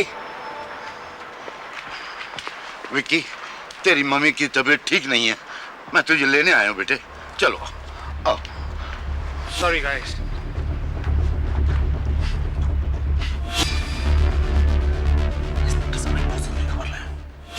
सिद्धार्थ ने महेश को पैसे देने से इनकार कर दिया। बदले में महेश ने दिल्ली जाकर बैंक वैन रॉबरी केस के चीफ इन्वेस्टिगेटिंग ऑफिसर इंस्पेक्टर तेज बहादुर को सब कुछ बता दिया। किंग्स कैफे का पता, चारों लड़कों के नाम। 5वें साथी विकी का नाम उसे मालूम नहीं था। 2 महीने की नाकामयाब खोजबीन से हताश इंस्पेक्टर तेज बहादुर किसी भी सुराग की तहकीकात को तैयार थे। अगले ही दिन वो चारों के अरेस्ट वारंट्स लेकर अजमेर पहुंचे और अगले 3 दिन उनके घर, हॉस्टल और किंग्स कैफे को निगरानी में ले लिया। इधर चारों लड़के अपनी तरफ बढ़ते पुलिस के शिकंजे से बेखबर थे।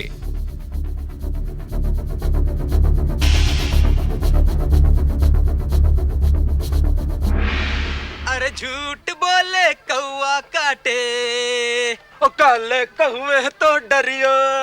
मैं मायके चली जाऊंगी, तू देखता रहियो। मैं मायके चली जाऊंगी, तू देखता रहियो। सिद्धार्थ, महेश की कुछ खबर मिली? गुरजीत ने कोशिश भी की उसे ढूंढने की?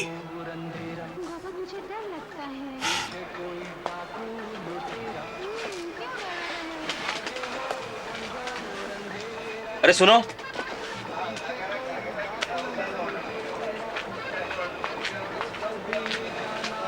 जी कहिए। 2 चाय ला।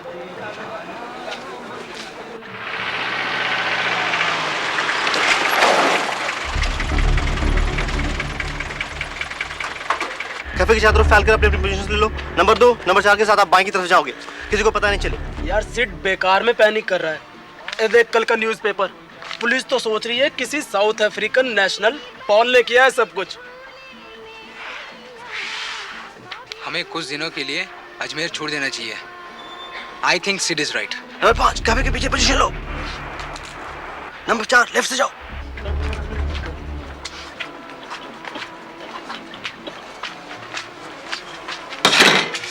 सिद्धार्थ, तू हर वक्त इतना चुप कैसे रह सकता है? सिद्धार्थ, उस गुरजीत को तो पकड़ के ना ठोकना चाहिए अच्छी तरह से। तू हर वक्त इतना कूल कैसे रहता है सिद्धार्थ? सब तेरी तरह ताव में आके गुस्सा करने लगे तो कैसे चलेगा? हाँ? Countdown to converge. 5 4 3 2 1 आगे बढ़ो।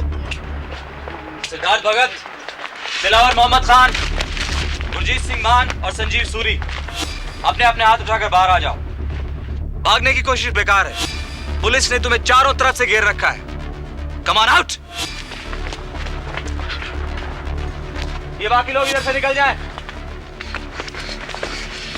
This is it guys.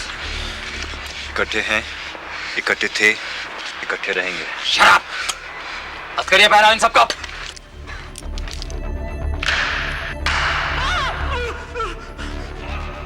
चारों को शहर के बाहर एक छोटी पुलिस चौकी ले जाया गया। उन्हें अलग अलग सेल में बंद करके इंटेरोगेट किया गया। मैं कुछ नहीं जानता। बोल। देख, तेरे सारे साथी जुर्म कबूल कर चुके हैं। अब तू भी बोल। बोल। मुझे कुछ नहीं पता। कुछ नहीं पता? नहीं। कुछ नहीं पता? नहीं। बोल, पैसा कहाँ है? मुझे नहीं पता। पैसा कहाँ है? बोल। बोल पैसा। बोल साले। बोल पैसा कहाँ है? बोल। मुझे नहीं मालूम। पैसा कहाँ है? बस 4 लाख का पता है। मेरे घर पे स्टडी टेबल के दराज में है। ये पैसा तेरे दोस्त ने पकड़वाया है। अब तू बताएगा कि वो पिस्तौल कहाँ है। बोल। बोल। वो 8 mm वाली पिस्तौल मेरे घर में अलमारी में है। 8 mm वाली नहीं, .455 जिससे कत्ल हुआ था, वो पिस्तौल कहाँ है? बोल। गुरजीत को मालूम। अब बोल, क्या कत्ल किसने किया था? बोल। बोल, तेरा 5वां साथी कौन है? पैसा कहाँ है? बोल। बोल।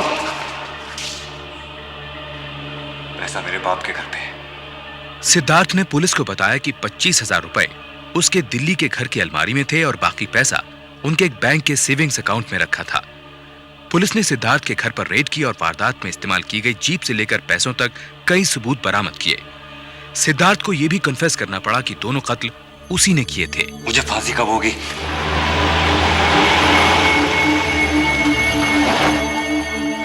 चारों को अजमेर से दिल्ली एक स्पेशल बॉर्डर सिक्योरिटी फोर्स के प्लेन में लाया गया। वहां मैजिस्ट्रेट ने उन्हें 14 दिन के लिए पुलिस कस्टडी में रखते हुए उनके लिए एक सरकारी वकील अपॉइंट किया। सिक्योरिटी के लिए सिद्धार्थ को अपने दोस्तों से अलग एक कंडेम्ड सेल में रखा गया, जहां वो कानूनी कार्रवाई से बेखबर फांसी का इंतजार कर रहा था। मेरा ऑर्डर कब आएगा? 14 दिन में। ये कौन है? ये क्या हो रहा है? लटकाने ले जा रहे हैं। साले ने अपनी बीवी का खून किया था। सिद्धार्थ भगत, मैं तुम्हारा वकील हूं, Ramesh Agarwal. Are you all right? मैं अपने दोस्तों से मिलना चाहता हूं।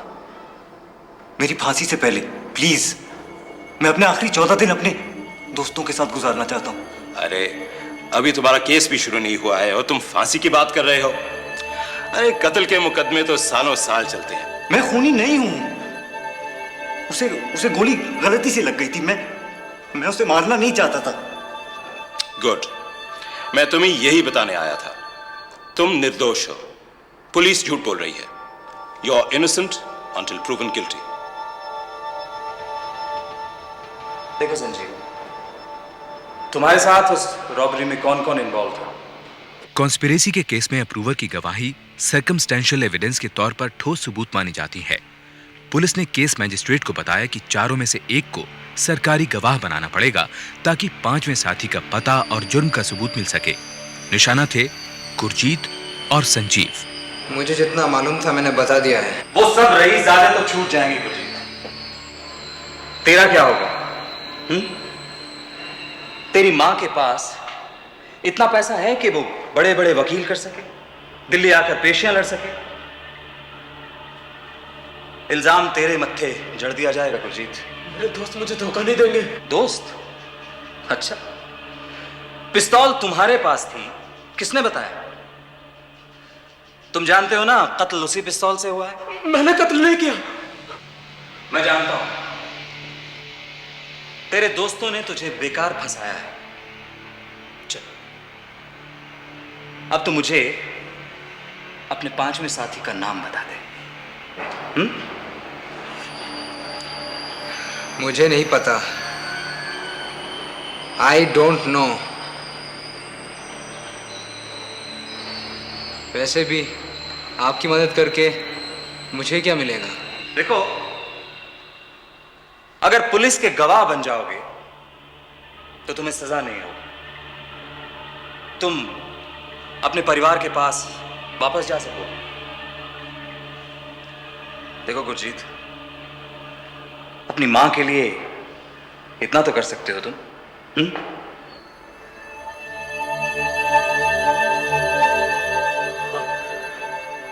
पकड़े जाने के 3 महीने बाद गुरजीत ने सरकारी गवाह बनकर पुलिस प्रोटेक्शन मांगी और अपने 5वें साथी का नाम भी बताया। उसी दिन विकी को अरेस्ट कर लिया गया। 2 महीने के इन्वेस्टिगेशन के बाद केस सेशंस कोर्ट पहुंचा।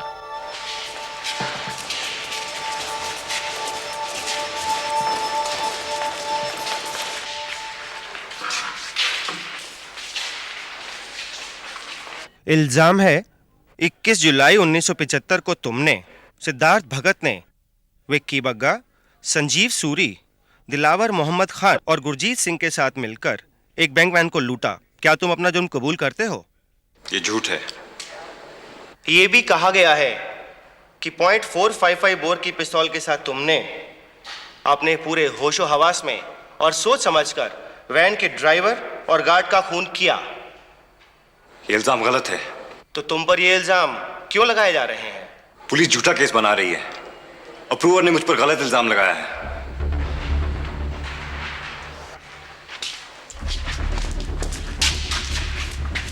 चारों ने सारे इल्जाम झूठे बताए। उनका दावा था कि वे एक दूसरे को जानते तक नहीं और मौका वारदात के दिन दिल्ली से बाहर थे। 21 जुलाई 1975 को हम अपने गांव अमरावगंज में थे। हम वहां सालाना जाया करते हैं बरसात के मौसम में जमीनों की देखभाल के लिए। हम अजमेर 15 अगस्त के बाद ही वापस लौटे थे। अगर आप चाहें तो इन्वेस्टिगेट जरूर करवा सकते हैं। फिर वकील सफाई ने पुलिस पर इल्जाम लगाया कि उनके चारों क्लाइंट्स को धोखे से आई विटनेसेस के सामने लाया गया था। हमें दिल्ली लाने के बाद पहले कुछ लोग के सामने लाया गया जिन्होंने हमारी झूठी पहचान की। उसके बाद पुलिस ने हमको धमकाकर, पीटकर, डराकर जुर्म कन्फेस करवाया। अगर तुम निर्दोष हो तो पुलिस तुम्हारे खिलाफ ये केस क्यों बना रही है? सर, मेरा गुनाह यही है कि मेरे डैड बहुत इन्फ्लुएंशियल हैं और नेचुरली बहुत से पॉलिटिशियंस उनके दुश्मन हैं और ये पॉलिटिशियंस अब मेरे थ्रू मेरे डैड पर अटैक करना चाहते हैं। चार्जेस फ्रेम करके केस को ट्रायल कोर्ट ले जाने में 3 महीने लगे। केस की कार्यवाही गुरजीत की गवाही से शुरू हुई। मैं सिद्धार्थ भगत से 1974 में किंग्स कैफे में मिला। हम सभी दोस्त दिलावर, संजीव, सिद्धार्थ और मैं कुछ बड़ा करना चाहते थे। इसी बीच सिद्धार्थ दिल्ली गया और उसने हमें वहाँ दिल्ली बुलाया और कहा कि विक्की के पास एक बड़ा प्लान है। गुरजीत ने प्लानिंग से लेकर वारदात तक की सारी कहानी कोर्ट को बताई, ये भी कि डकैती में किसकी क्या भूमिका थी। उसके बाद वकील सफाई के पास कहने को ज्यादा कुछ नहीं बचा था। उसने गुरजीत को झूठा बताते हुए 15 दिन तक उसे क्रॉस एग्जामिन किया। एक आखिरी क्वेश्चन, क्या सिद्धार्थ ने गोली गार्ड पे चलाई थी या ताले पर?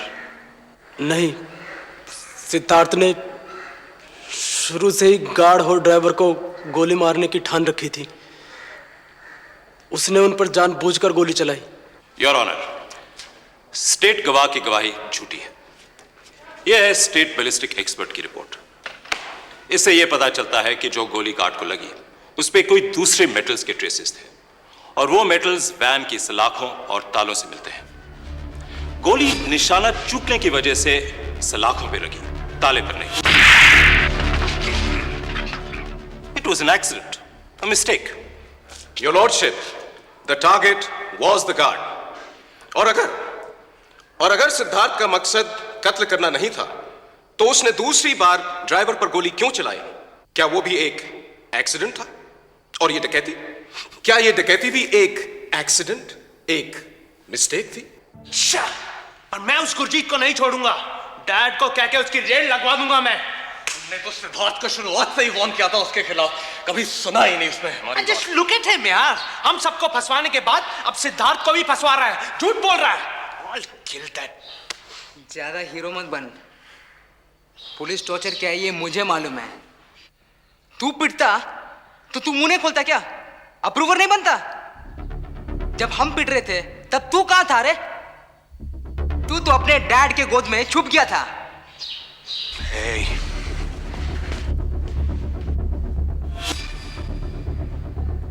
योर ऑनर, सरकारी गवाह की एक एक बात झूठी है। यह लेटर सबूत है। इसमें गुरजीत सिंह मान ने विकी बगा के पिता को धमकी दी है कि अगर वो उसकी बेवा मां को 50,000 रुपए नहीं देंगे तो वो विकी को भी कत्ल के इल्जाम में फंसवा देगा। ये चिट्ठी मैंने नहीं लिखी। दिस इज अ लाई। विकी के पिता ने पैसे तो नहीं दिए, लेकिन सवाल यह उठता है कि क्या हम एक ब्लैकमेलर की गवाही को मानेंगे? योर ऑनर, ये स्टेट हैंडराइटिंग एक्सपर्ट की रिपोर्ट, वो चिट्ठी गुरजीत ने नहीं लिखी। It's simply a forgery. इसके बाद डिफेंस ने साबित करना चाहा कि 21 जुलाई 1975 के दिन गुरजीत बंबई में था और इसीलिए वो दिल्ली में हुई इस वारदात का चश्मदीद गवाह नहीं हो सकता था। जज ने ये इल्जाम डिसमिस कर दिया। प्रोसिक्यूशन ने मौकाए वारदात पर मौजूद 2 चश्मदीद गवाह पेश किए। वो बैंक के मुलाजिम जिन्होंने बंदूक की नोक पर पैसा वैन से उतारकर जीप में रखा था, और लड़कों को पकड़वाने वाले इंस्पेक्टर तेज बहादुर। सेशंस कोर्ट में इस केस पर बहस 1 साल और चली। तारीखें पढ़ती रहीं। इसी दौरान सिद्धार्थ ने जेल में कानूनी पढ़ाई शुरू की। उसे पता लगा कि कानूनन उसे सॉलिटरी कन्फाइनमेंट में 7 दिन से ज्यादा नहीं रखा जा सकता, वो भी सजा मिलने के बाद। उसने कानूनी लड़ाई से अपनी सॉलिटरी कन्फाइनमेंट खत्म करवाई। योर ऑनर, मेरी आपसे गुजारिश है कि सिद्धार्थ भगत को कड़ी से कड़ी सजा मिलनी चाहिए, क्योंकि ये कत्ल सिर्फ पैसे के लिए नहीं, बल्कि एक थ्रिल, एक मजे के लिए की गई है। इनफैक्ट योर ऑनर, सिद्धार्थ भगत के पिता खुद स्मगलिंग के जुर्म में 2 साल की सजा काट चुके हैं। आई ऑब्जेक्ट योर ऑनर, इस बात का इस जुर्म से कोई ताल्लुक नहीं है। ये क्राइम एक गलती थी। योर ऑनर, ऐसी गलती जो 2 जानें ले सकती हैं, वो दोहराई नहीं जानी चाहिए। और कानून में एक ऐसी सजा है जो और लोगों को कत्ल करने से डरा सकती है, and that your honour is दफा 302, सजाए मौत। सन 1979 में जज ने दिलावर मोहम्मद खान, विक्की बग्गा और संजीव सूरी को बैंक रॉबरी केस में सिद्धार्थ भगत का साथ देने के जुर्म में आईपीसी 120B के तहत उम्र कैद की सजा सुनाई। सिद्धार्थ भगत को ड्राइवर और गार्ड की हत्या के जुर्म में सजाए मौत का हुक्म मिला। साथ ही गैर कानूनी हथियार रखने के आरोप में सिद्धार्थ को 4 साल और दिलावर को 1 साल की सजा भी सुनाई गई। मामला अपील में हाई कोर्ट गया। 1 साल के बाद हाई कोर्ट ने भी सिद्धार्थ की फांसी और विक्की, संजीव और दिलावर की उम्र कैद की सजा को कंफर्म कर दिया। सिद्धार्थ ने फिर सुप्रीम कोर्ट में अपील दायर की। अपीलों का यह सिलसिला जारी रहा। एक के बाद एक 5 बार अपील खारिज हुई। इधर सिद्धार्थ की मर्सी पिटीशन राष्ट्रपति ने भी ठुकरा दी। सर, मेरे पैरोल की एप्लीकेशन। हाँ सर, आपने तो कहा था मैं। हाँ जिले सिंह, वो तुम्हारी एप्लीकेशन तैयार है, बस एक किताब और देखनी है।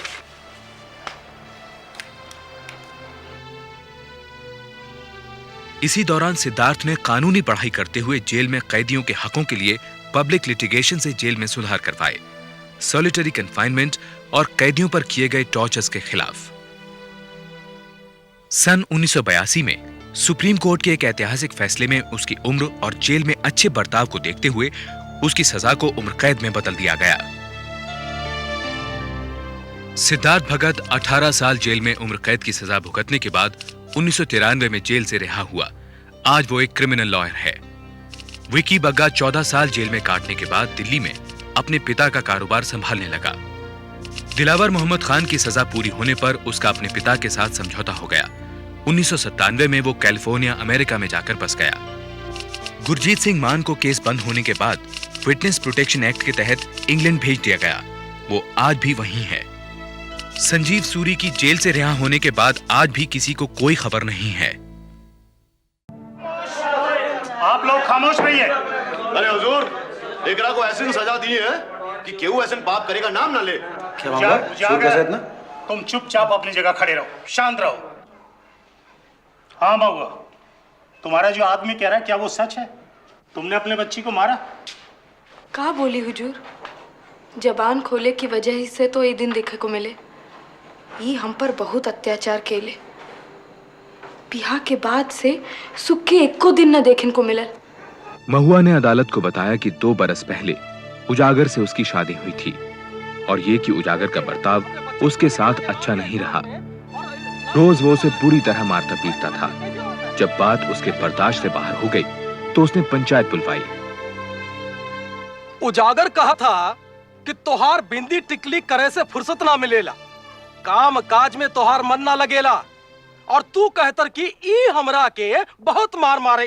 भगवान के कसम, हमरा ननकी के कसम, हम सच बोला था नहीं, पर अब और बर्दाश्त ना हुई। इका के समझा दे, नहीं तो का अंग्रेज बहादुर से हमरा शिकायत कर देवेगा।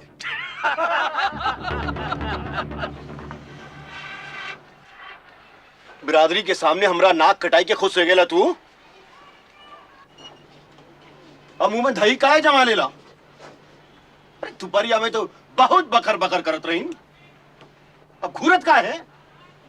अरे तोरा लक्षण के कारण तो गांव का लोग हम पर हंसत है। उजागर के तो अपना मेहरारू पे काबू ही नहीं के। अरे जाए दे बाबू, जाए दे, इकरा तो कोनो फर्क ना पड़ी। ना माई, हम एकरा को आज ठीक करके ही छोड़े।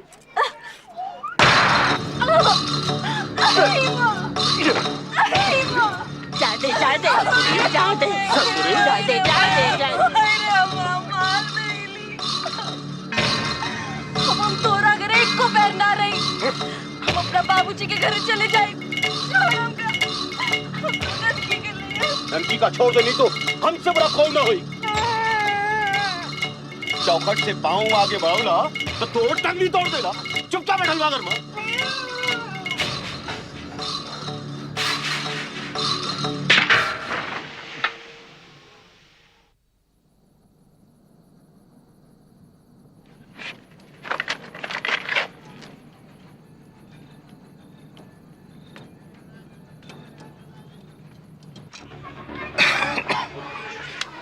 ये ससुरी किधर गई?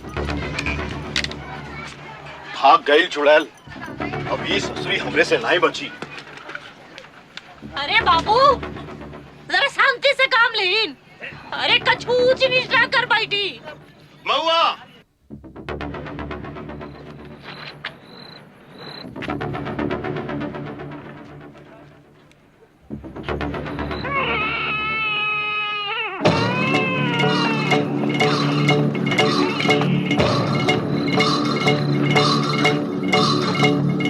जाल में महुआ, रुक जाल में महुआ।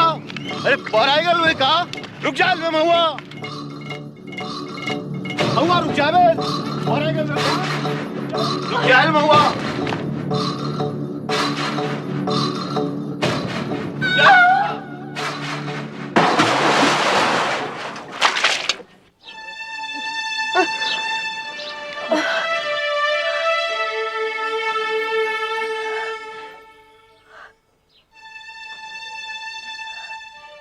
लोग काहे जमा भइल बा?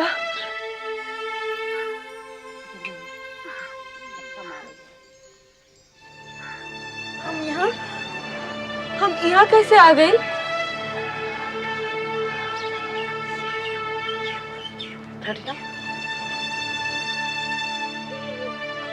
ते अपना मर्द के जिंदगी भर पूजा करा, तोरा तो उके मौत के मुंह से बचा ली, नहीं तो कुआं में पड़ी सड़त रही।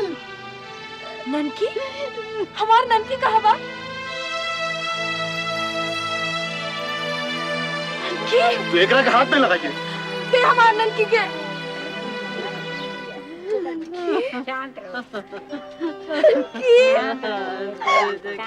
तू एकरा की जान ली ने, अब तस्वे काहे हाथ रही? उजागर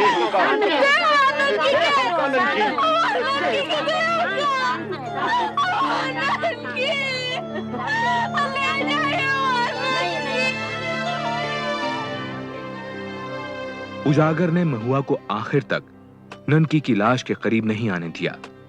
पूरा गांव उसको ताने सुना रहा था। भूखी प्यासी महुआ को उजागर ने धक्के मारकर घर से निकाल दिया।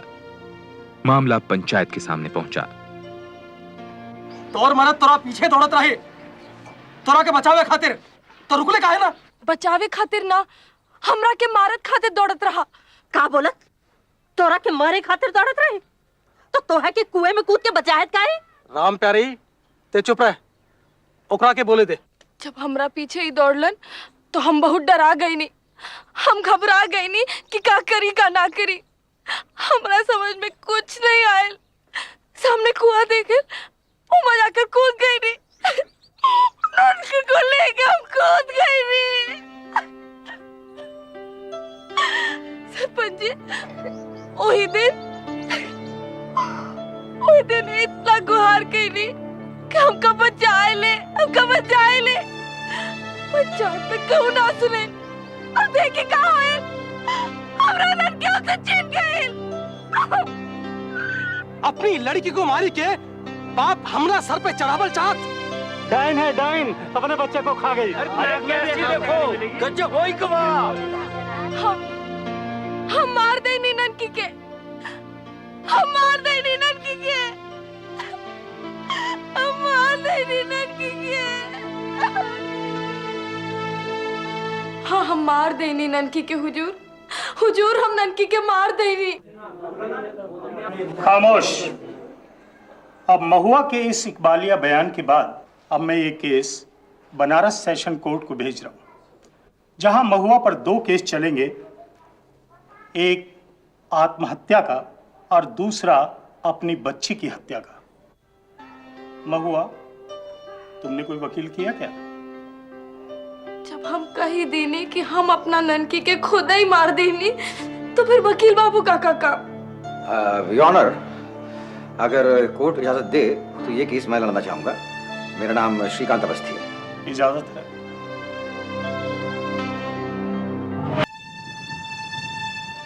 गांव के रूढ़िवादी माहौल में महुआ ने पंचायत बुलाने की हिम्मत की, अपने पति के अत्याचारों के खिलाफ आवाज उठाई।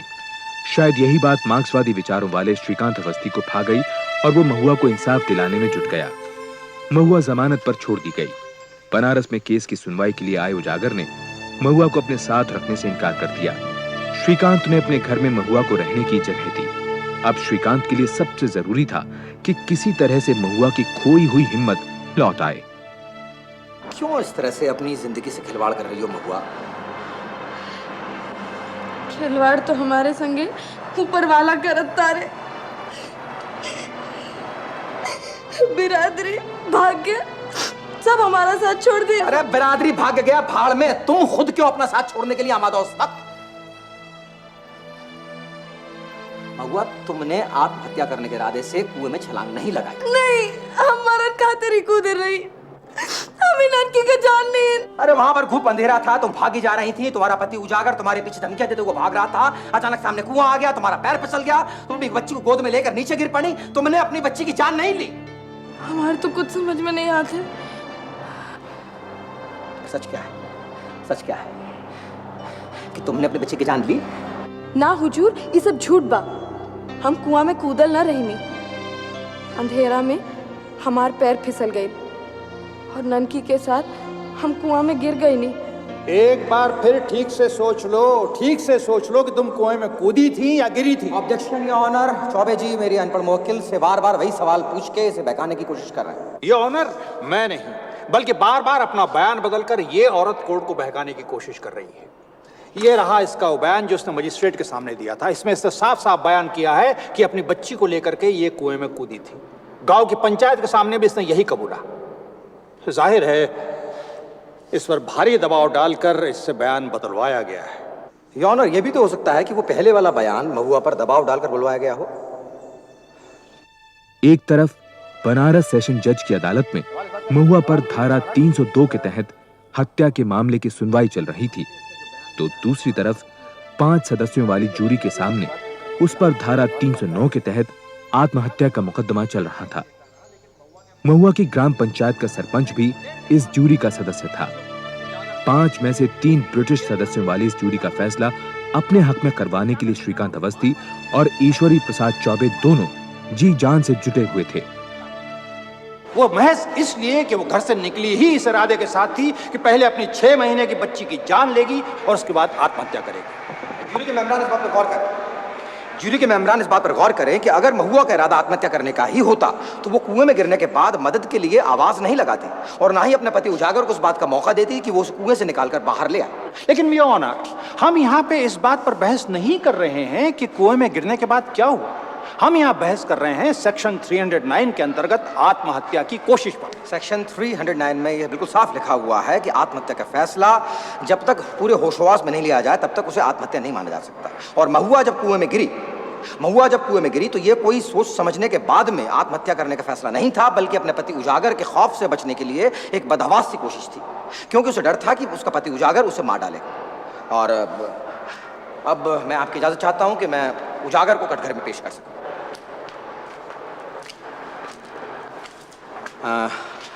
क्या ये सच है कि महुआ से तुम्हारी बनती नहीं थी? पूरा गवार से क्या बना के रखी साहब? अच्छा, तो क्या इसलिए तुम उसे मारते पीटते थे? अरे मरद मेहरारू में तो मारपीट होत रहे साहब।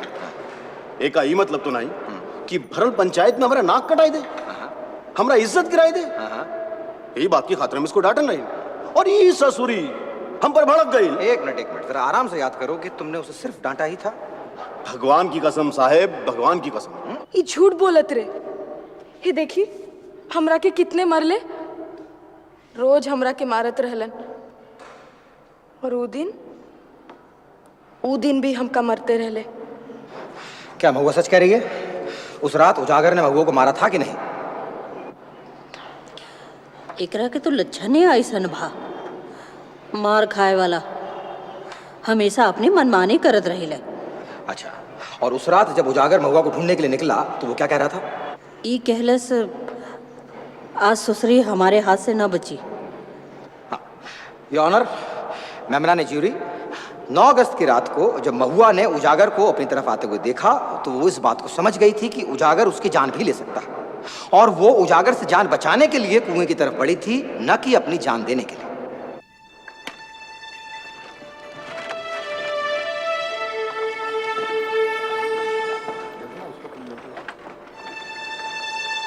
ई का जाता नहीं, ये रास्ता तो रेलवे स्टेशन की ओर जाता नहीं। चौबे जी, ये ससुरी भागती है। अब अपना केस बिगड़ जाए चौबे जी। अरे भागते कहाँ हो, कहाँ भाग के जा रहे हो? और वो भाग कर आखिर जाएगी कहाँ? इससे तो उनका केस बिगड़ेगा। चौबे जी, हाँ मोकरा वकील बाबू को नहीं छोड़े। अरे अरे उजागर, ए उजागर, उजागर! ये क्या होता भाई? जब केस हारा लगल हा तो भगवा को भगा दी। जब तो अगर तोरा बेटी मरल रहे ता तोरा के पता चले। क्या बकवास कर रहे हो? ये को टाइम है आने का? वाह जी वाह, महुआ को तो भगा दे और हमका कहते रहे कि टाइम है आने का। क्या क्या? किसने भगा दिया महुआ को? महुआ? महुआ? काहे नौटंकी करते रहे? रहू तो स्टेशन की ओर जात रहे और तू हमका नौटंकी कर रहा। अरे जात की तरह से सुना।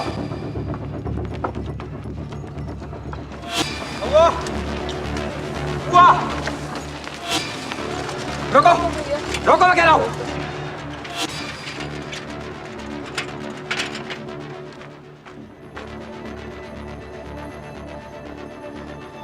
क्या मजाक है ये? हैं? कहां जा रही थी? जाओ, शौक से जाओ। अरे बेवकूफ, पुलिस तुम्हें पाताल से भी खोज निकालेगी, तुमको मालूम है? और उसके बाद अदालत में मेरी बात सुनने वाला कोई नहीं होगा, और फिर सड़ती रहना जिंदगी भर जेल की कोठरी में। जाओ, अब रुक क्यों गए? जाओ। आप समझत नहीं की वकील साहब, हमरा तो फांसी होइबे करी। सब समझत हम अपना ननकी के मरले बानी। सब जज बालिस्तर जी हमरा पे फैसला देवे। योर ऑनर, पीनल कोड के सेक्शन 299 के मुताबिक बिना इरादे से किया गया कत्ल नहीं माना जाता। और अब तक साबित हो चुका है, साफ हो चुका है कि महुआ अपने होशोवास खो बैठी थी और ऐसे में वो अपने बच्चे की हत्या का इरादा तो क्या, उसके बारे में सोच भी नहीं सकती थी। मेरा सबमिशन ये है योर ऑनर कि महुआ ने ये रास्ता जानबूझकर अपनाया। जानबूझकर नहीं ऑनर, बल्कि घबराकर। उजागर सिंह से बचने का कोई और रास्ता ना पाकर महुआ ने ये कदम अपनाया। योर ऑनर, ये एक गैर इरादतन हत्या का मामला है, ना कि सोच समझकर की गई हत्या का। This is a culpable homicide not amounting to murder. हमरा सब लोग के मालूम बा कि ई अपनी बेटी के मरले बिया, ता हमनी के फैसला भी ई ओखे चाहिए। अगली सुबह जूरी को फैसला सुनाना था कि महुआ आत्महत्या के मामले में कसूरवार है या नहीं। जूरी का फैसला बहुत मायने रखता था। अगर जूरी कहती कि महुआ कसूरवार है तो सीधे मान लिया जाता कि वही अपनी बच्ची की मौत का कारण बनी। लेकिन अगर जूरी का फैसला होता कि महुआ अचानक गलती से कुएं में फिसल गई तो ये बात साफ हो जाती कि उसकी बच्ची की मौत महज एक हादसा थी। It was the desperate attempt of an ill-treated mother to save herself and her baby. It was clearly an accident.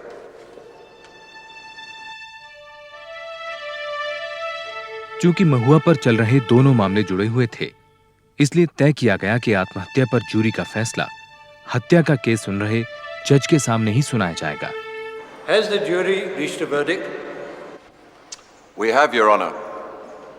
In the case of the Emperor versus Mahua, we find the accused not guilty of attempted suicide. She is to be acquitted.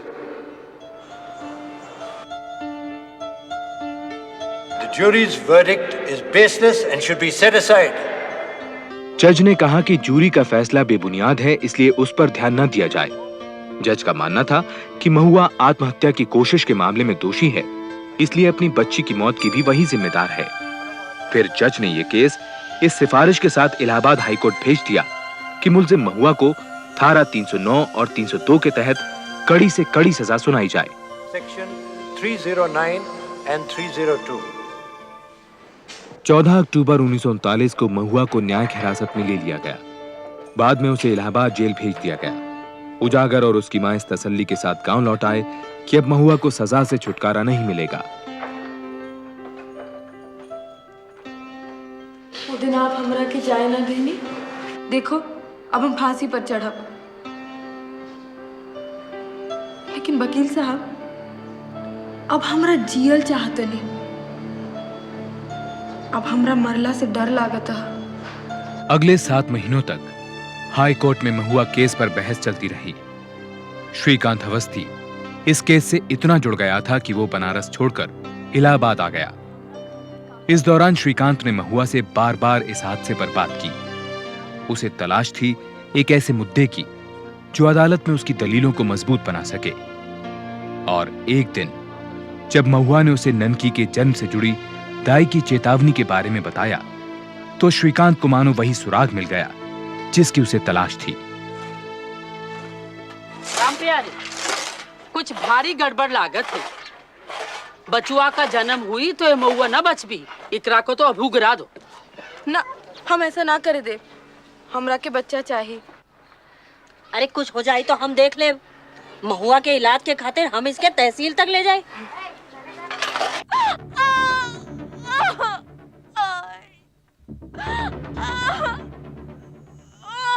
शाबाश शाबाश।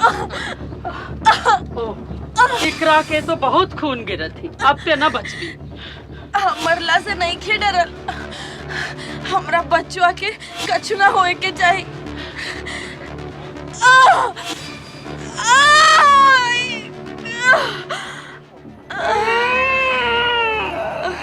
उजागर, तोहा लड़की बैल बा, बाहर जा, लड़की का मुंह देख ला तो तोहरा दिन दशा खराब हो जाए। और अपनी बच्ची का रोना सुनकर महुआ उस एक पल में फिर से जीने के लिए बेताब हो उठी। मौत से जूझने लगी, क्योंकि वो जानती थी कि उसके ना रहने पर उसकी ये बच्ची, उसके पति उजागर और उसकी सास रामप्यारी की आंख में हमेशा किरकी बनी रहेगी, क्योंकि वो लोग लड़का चाहते थे, लड़की नहीं। माय लॉर्ड, एक मां की इस इच्छा शक्ति के सामने ना तो कानून के पास में कोई जवाब है और ना ही साइंस के पास। और उस बच्ची के जन्म के बाद दाई ने उसे आकर बतलाया कि वो दोबारा कभी मां नहीं बन पाएगी। आप क्या कहते हैं इसके बारे में चौबे जी? महुआ इस बात से भली भांति वाकिफ थी कि इस बच्चे के जन्म से उसकी जिंदगी को खतरा हो सकता, लेकिन इसके बावजूद उसने बच्चा नहीं गिराया। क्या आप इसे भी आत्महत्या कहेंगे? माय लॉर्ड, जिस मां को यह बात मालूम हो कि वो दोबारा कभी मां नहीं बन पाएगी, क्या वो अपने इकलौते बच्चे की जान लेने की मंशा रख सकती है? जूरी के फैसले से सहमत होते हुए अदालत ने महुआ को आत्महत्या के मामले में बेकसूर माना और उसे धारा 302 के तहत कत्ल के इल्जाम से भी बरी कर दिया। महुआ को culpable homicide not amounting to murder के जुर्म में 6 महीने की सजा हो सकती थी, लेकिन अदालत ने यह कहा कि चूंकि महुआ पहले ही 8 महीने जेल में गुजार चुकी है, लिहाजा उसे रिहा कर दिया जाए।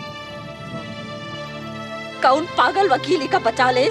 गांव वालों के तमाम लांछनों के बावजूद महुआ के कदम नहीं डगमगाए। उसने अपने दम पर पूरी जिंदगी गांव में ही गुजारी।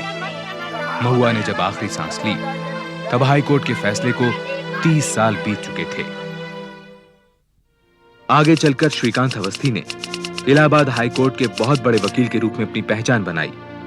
4 बरस पहले उनका भी देहांत हो गया। न्याय की लड़ाई लड़ने वाली महुआ का केस आज भी कानून के छात्रों को पढ़ाया जाता है। भारतीय न्याय इतिहास में यह केस मील का पत्थर है।